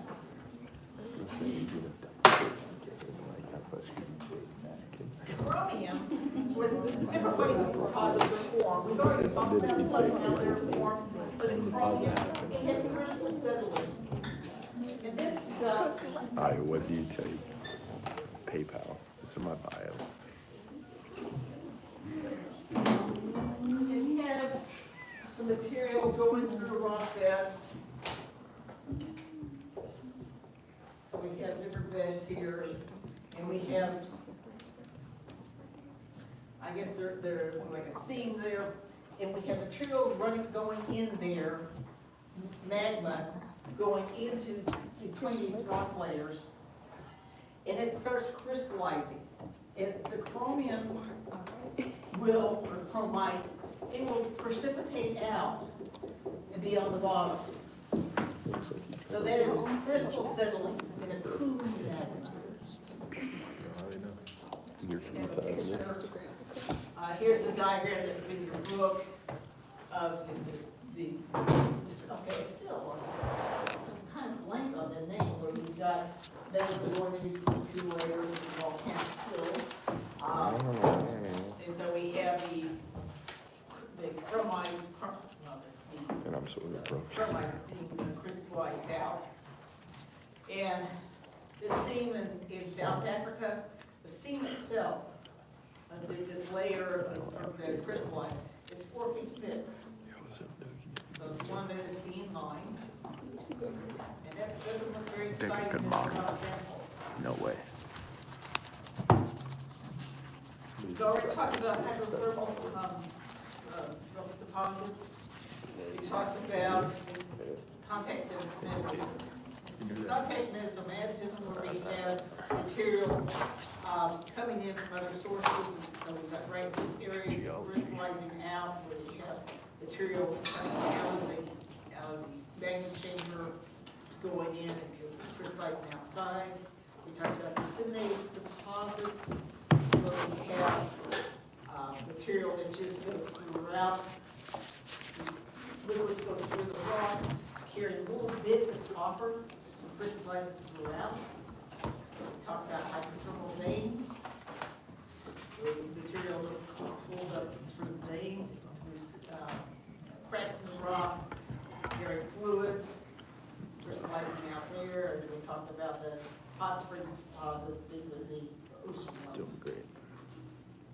So, here's the water for hydrothermal, where you have cold water going in, it's heated up, moves upwards, and it's bringing in the hot water will toss some ions through the ground, as soon as the water is crystallized. There's a lot of quartz being deposited there, but there's movies that are quartz being deposited there. There's some pictures of some hydrothermal things. Sometimes when you're in some mines, you can actually see that you're walking up one of the veins that's being mined out. But they're thicker than this one. Here's a mine from the Sydney deposit, I think I showed you. This is out in Salt Lake City area. It's copper mines. We talked about the hydrothermal, the pegmatites. These are ones where we get this magma chamber that's crystallizing. Some of the stuff in there just doesn't crystallize with it. It's unusual elements in there that move out of the crystallizing area. And you get, it takes longer for it to crystallize, the grades get bigger and bigger. So you get a lot of quartz and feldspar that get bigger and bigger. But you also can have some minerals in with it also that are desirable, which lithium and rare metals is what graphic says. So when you see big samples of like quartz or big samples of feldspar, that they came from some sort of pegmatite.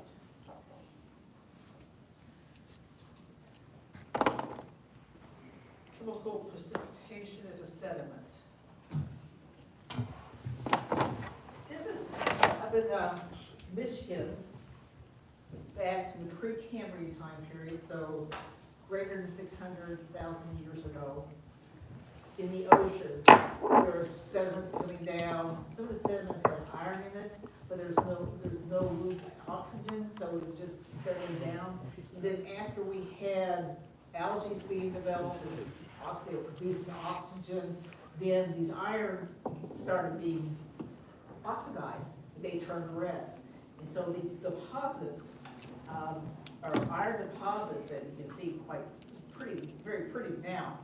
But those red lines are where the iron is in the whole rock. So you have to take an awful lot of rock to get the iron. And that's where some of the largest concentrations of iron deposits are today. Placer deposits, this is like penny for gold. This is where you have, so it's a secondary deposit. The springs have eroded the rocks that you want. Sorry about it. Come on, Rail, I'm sorry. Don't get angry. Just get rid of that. Hold on.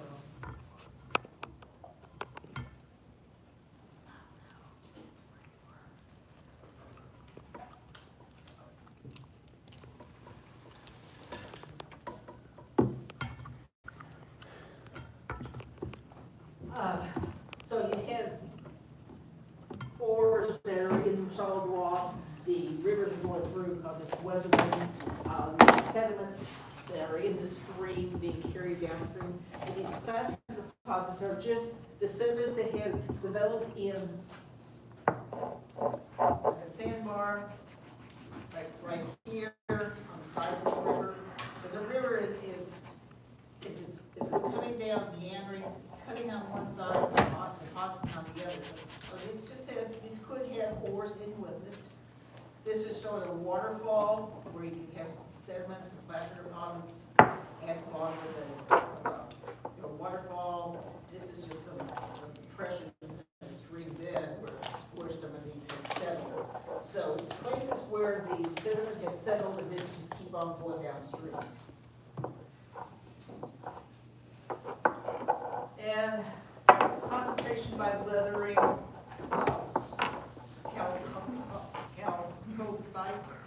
is one, we get copper from, the bauxite is another one. So here's a better picture of, our samples do not look this pretty, I don't think, but the aluminum is the bauxite are these little pea-shaped circles that are in here. But we also can find it like this. This is in a soil. I'm gonna pull this out. I couldn't write what I thought I'd written it. This is a soil that's in South America or someplace like that. But if you have an area where you have a lot of felsic rocks that are weathering, they can break down to making a soil like this, and the bauxite would be in there. Here they're actually mining the soil. This can be a very messy operation because this wood dust is all over the place. You know, say soil, rock. But so in volcanic areas, they have felsic deposits. This is where we can find these. Tropical areas. What we have in Arkansas was originally formed when the continent was closer to the tropics. Biggest reserves are not here in the U.S.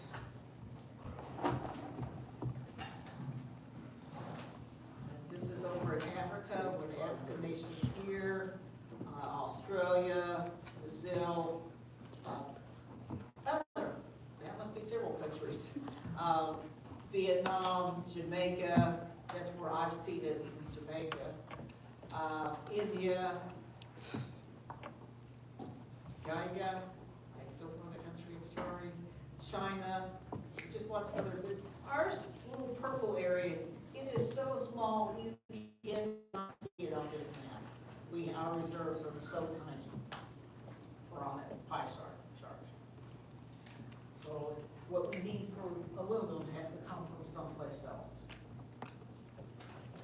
And once we get it into the country, then this is along the Mississippi River. There are several different plants throughout going upstream along the Mississippi where they take alumina and they process it, and then they make the pieces, make the pallet, what do you call these? Terms. Metal bars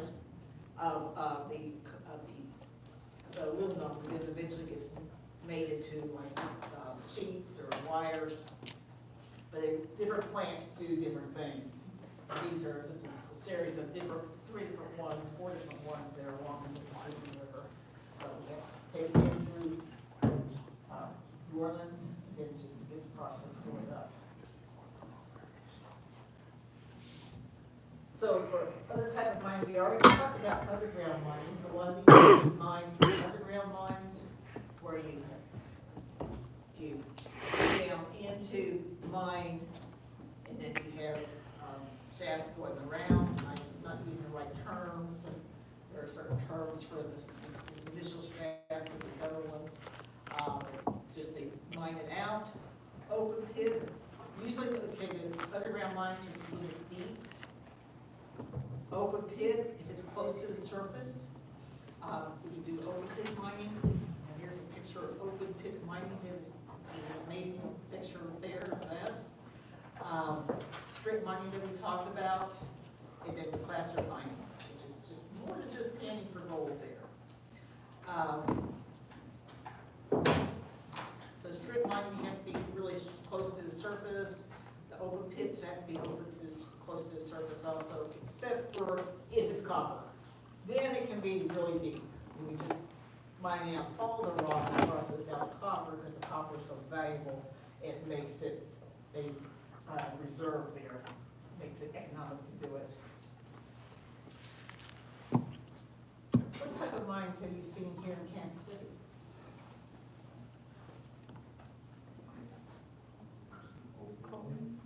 We've seen open pits, which would be our quarries. Our limestone quarries are open pit. Anybody gone to the caves? Those are underground mines. Caves are not caves. They are underground mines where we mine out the limestone. We have lots of those in this area. So. That was part of the caves. Open pits will be our quarries. We're getting limestone out of both of those. This is what we mine here in the Kansas City area. We have a lot of sand and gravel mining, not necessarily plaster deposits, we're going for sand and gravels, but same sort of idea. Here's some of the underground mines that we have where we mined out the limestone. And these have been areas of big businesses now. Or if you do the groundhog run that's done in underground on February 2nd, that's Groundhog Day. But sometimes you'll see just these holes going into the rock wall, that's just in there. You see the size of that truck, gives you an idea. There's just this big storage areas. Sometimes people have gone to one of these, or one of the caves has a thing for kids to go, it's some sort of science center underneath. You've been there, do you remember what it's called? I don't remember what it's called. It's called Earthworks. Earthworks, Yes. Really neat place to go, and also kind of neat because you get to see some of the cave when you're under there, some of the mine when you're under there. I mean, this is actually, this is front, right there, in the building. So it sounds like at least two of y'all in the earthworks. Anybody else? At least two people got to go. Damn. I got to go. Not as a kid, but I got to go there. Amen.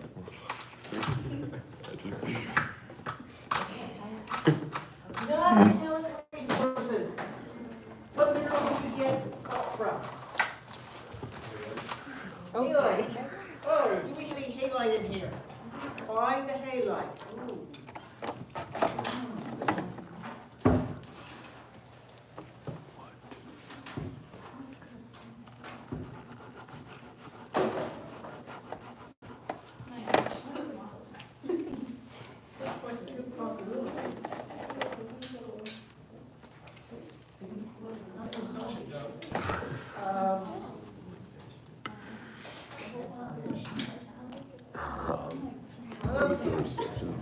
frame there too.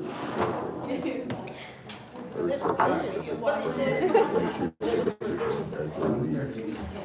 Thanks for coming. Okay, See, 30, coaching. 38 it is. 38, that's your halite, that we get salt from.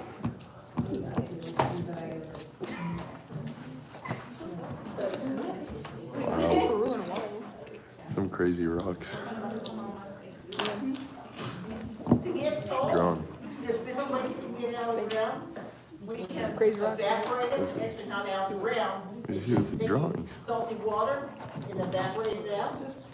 I kilns to go, tiles that will be underneath the space blocks around the pocket. I mean, where there's be a whole lot of heat, they can take the heat. We have companies that are mining there. The silver sand, that sand that's going into the, being used with the fracking for the oil, the shales. This green area here, that's where we have the silver sand that's being mined. It's also used for construction. Making concrete, you add sands and gravels to the cement to make concrete. Then we have limestones in different places. Granites are mined here. We also have some shales that we're gonna talk about in just a minute. Oh, coal we mine here. Oh, we mine oil, and we pump that, we pump natural gas. So hopefully you made a list of a bunch of things that we do mine here. If you missed it, it's in the PowerPoint, and also map that is all of it on there. Critical minerals. Buzzword these days, that we need critical minerals, we need them in our country for a lot of our electronics now, for our, we want to use a lot of the, we want to use renewable energy. We need to have these materials. Our state has a good contract right now from Interior Department to research, to try to locate them, or pinpointing where they might be, so that when they need to be mined, we might be able to mine them in the quantities we have here. I mean, all of these, they're gonna be, they're small quantities, but they're valuable enough that that's a good thing. I think I mentioned that we do have a cobalt mine over here somewhere, that has opened back up, so we're really mining cobalt. We don't have to get it from Africa now, or we still have to, but we hopefully get this better, more resources there.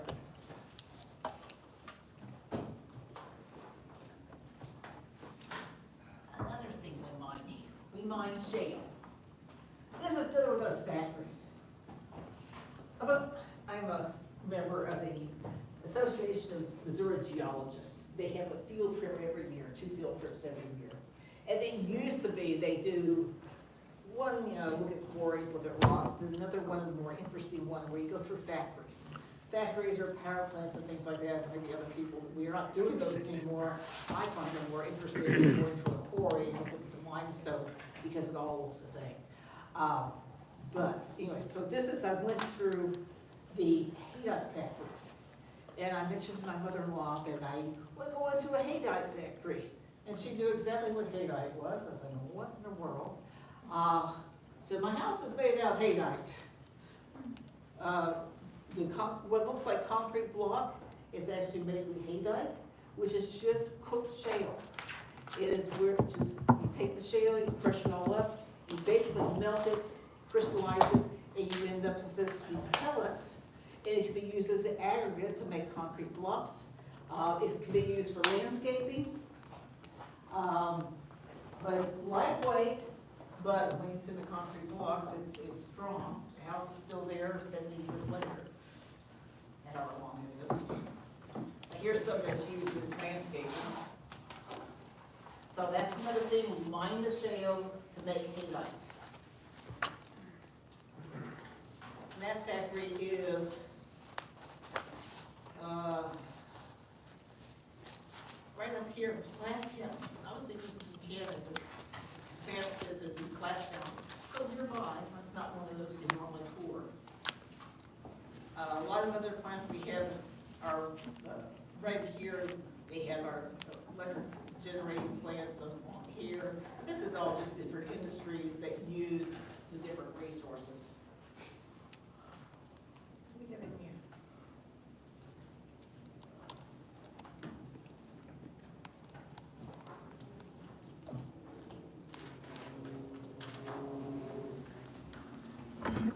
I just put this, because I would lose those. I think those are probably. Yeah, so if all those were in the PowerPoint that you all have, discard all of that. It's just stuff I just keep there, but it's not using the information. Chapter 22, we got through. We all been asking questions. We read the questions.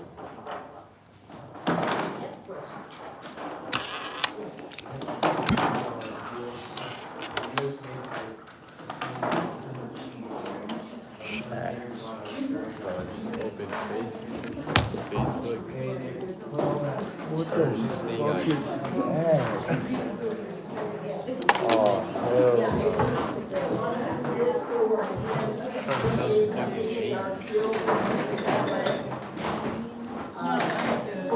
Oh, damn.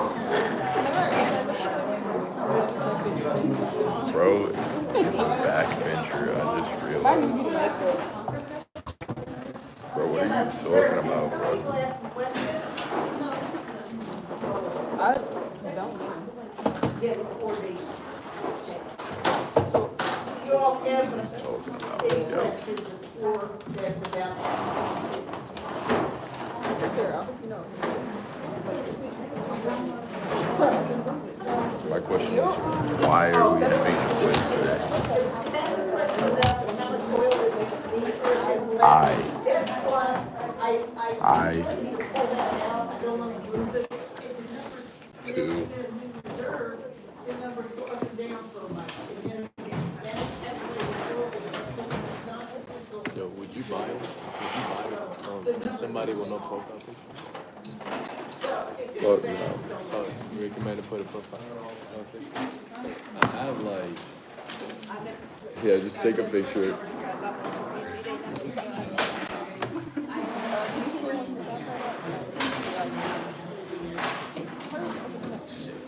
Wow, picture, fucking amazing. Oh my god.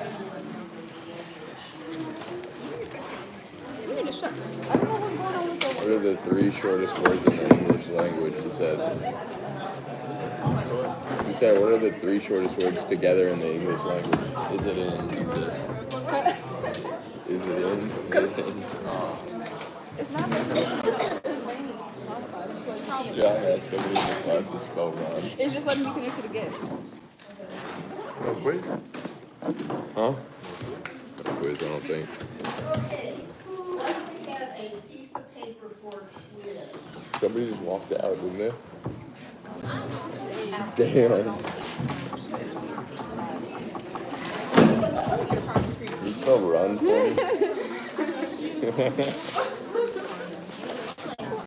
That's Jones is gonna do it. Oh, no? Okay. you know how to spell run? Yeah. Yo, is he jorking it? No, he's not jorking it. Why is chat tripping? Ooh, why? No, I mean, just. Not too bad.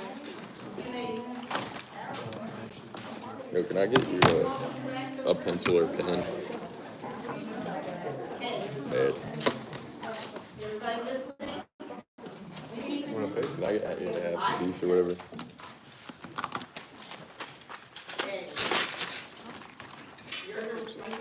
I got you.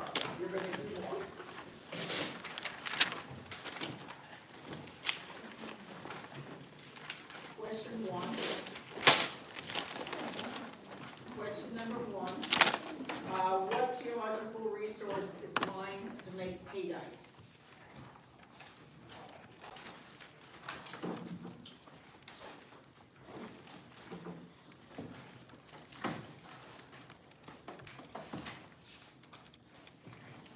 Number two, name 10 resources that are mined in Missouri.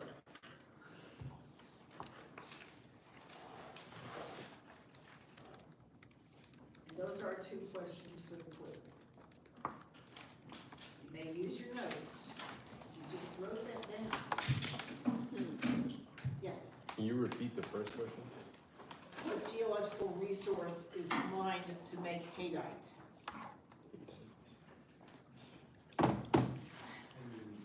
I don't like to listen without the doing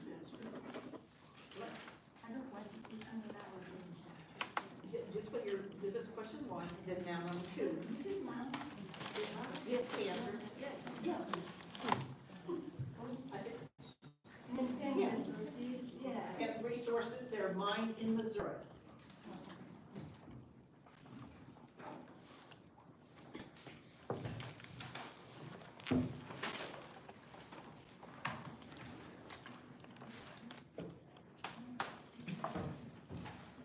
If you want to look at the map, the back of the room, you may do that. One on the right, and let's go now.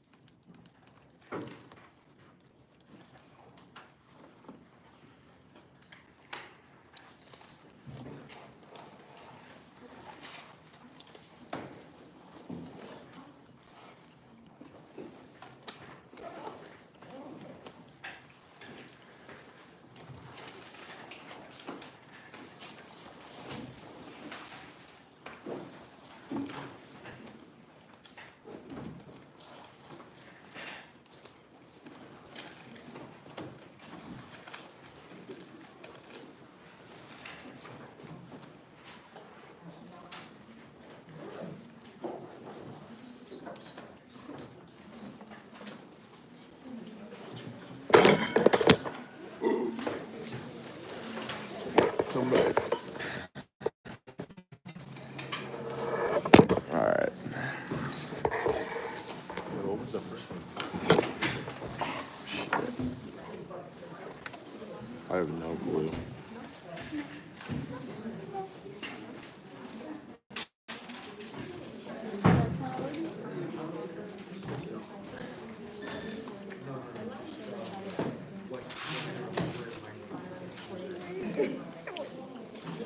Right.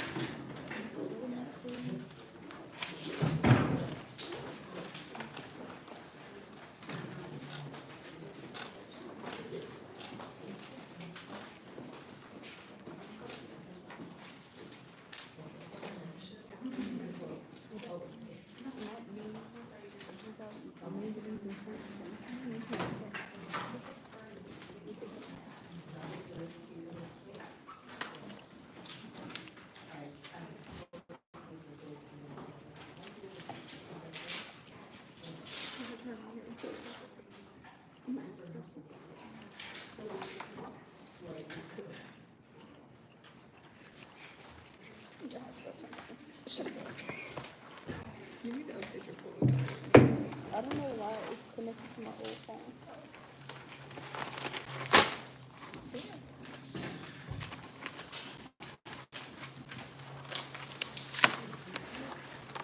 Grade 3 is crazy.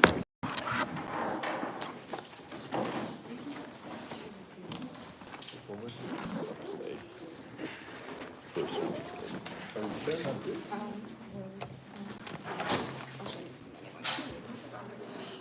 Oh, sure. Yeah.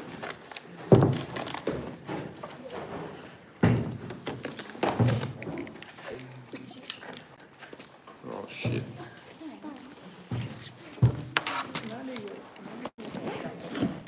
Because I know it's something I didn't write this. Thank you.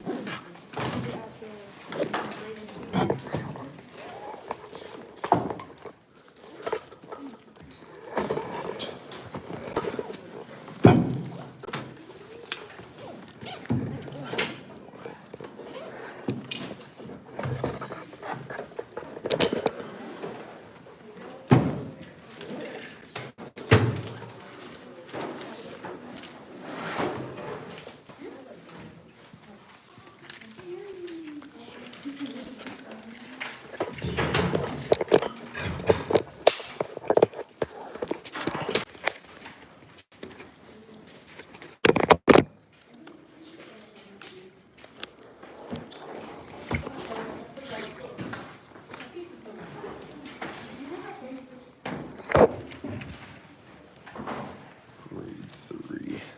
Oh, it's tripping.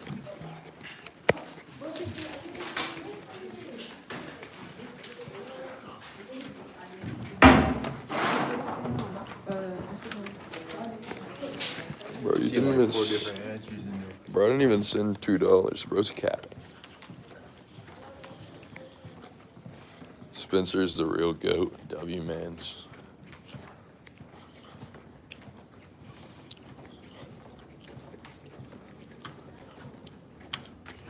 W tripod. I'm gonna go fucking wash my hands.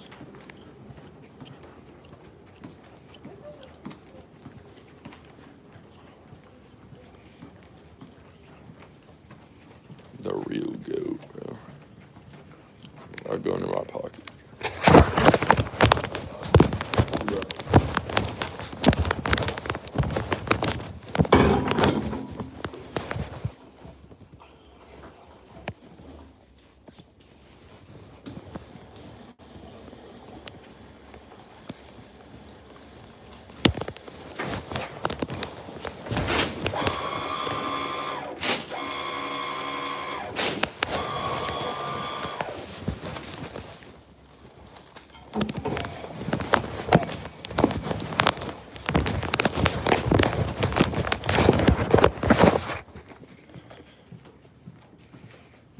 Shit. Scream big back outside, bro. Bro, I didn't even send the money. I'm not screaming for you if you don't send me money, bro. My neighbors named their dog the Rolex and Dorado. They have watchdogs now. That's crazy, bro.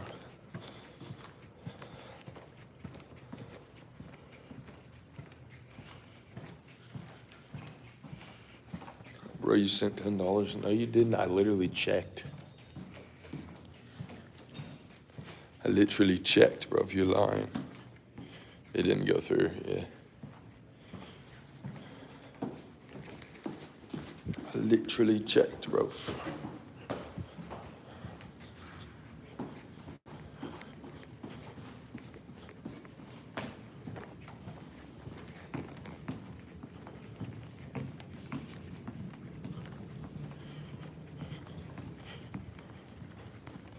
Not the $2 bounce. That's crazy.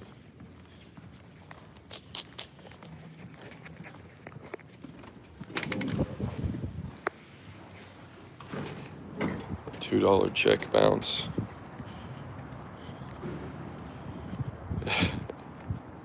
You sue the fuck out of me when you get your 49K back. I swear to God, bro. I'm not lying to you, bro.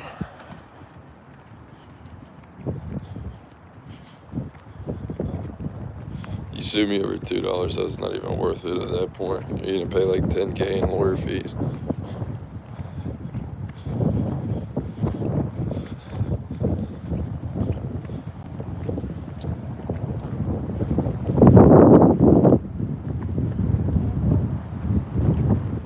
A little windy outside today.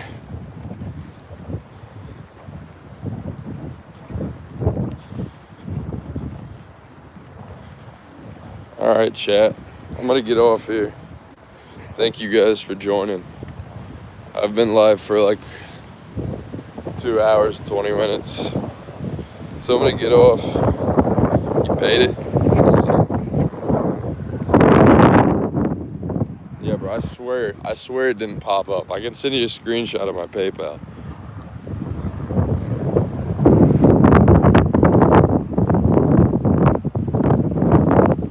I pressed it, bro. Look at this shit. What shit?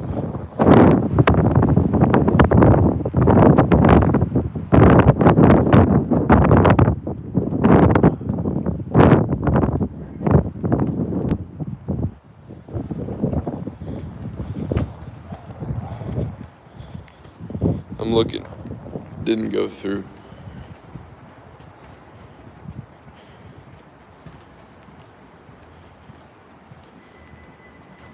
Some formatting issues.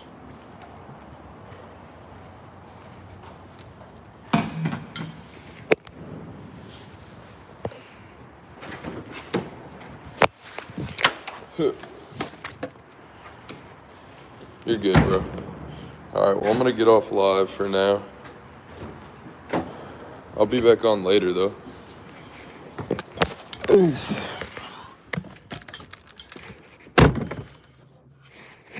Thank you guys for joining. Tall cop daddy is crazy, bro. Alright, I'll see you guys later.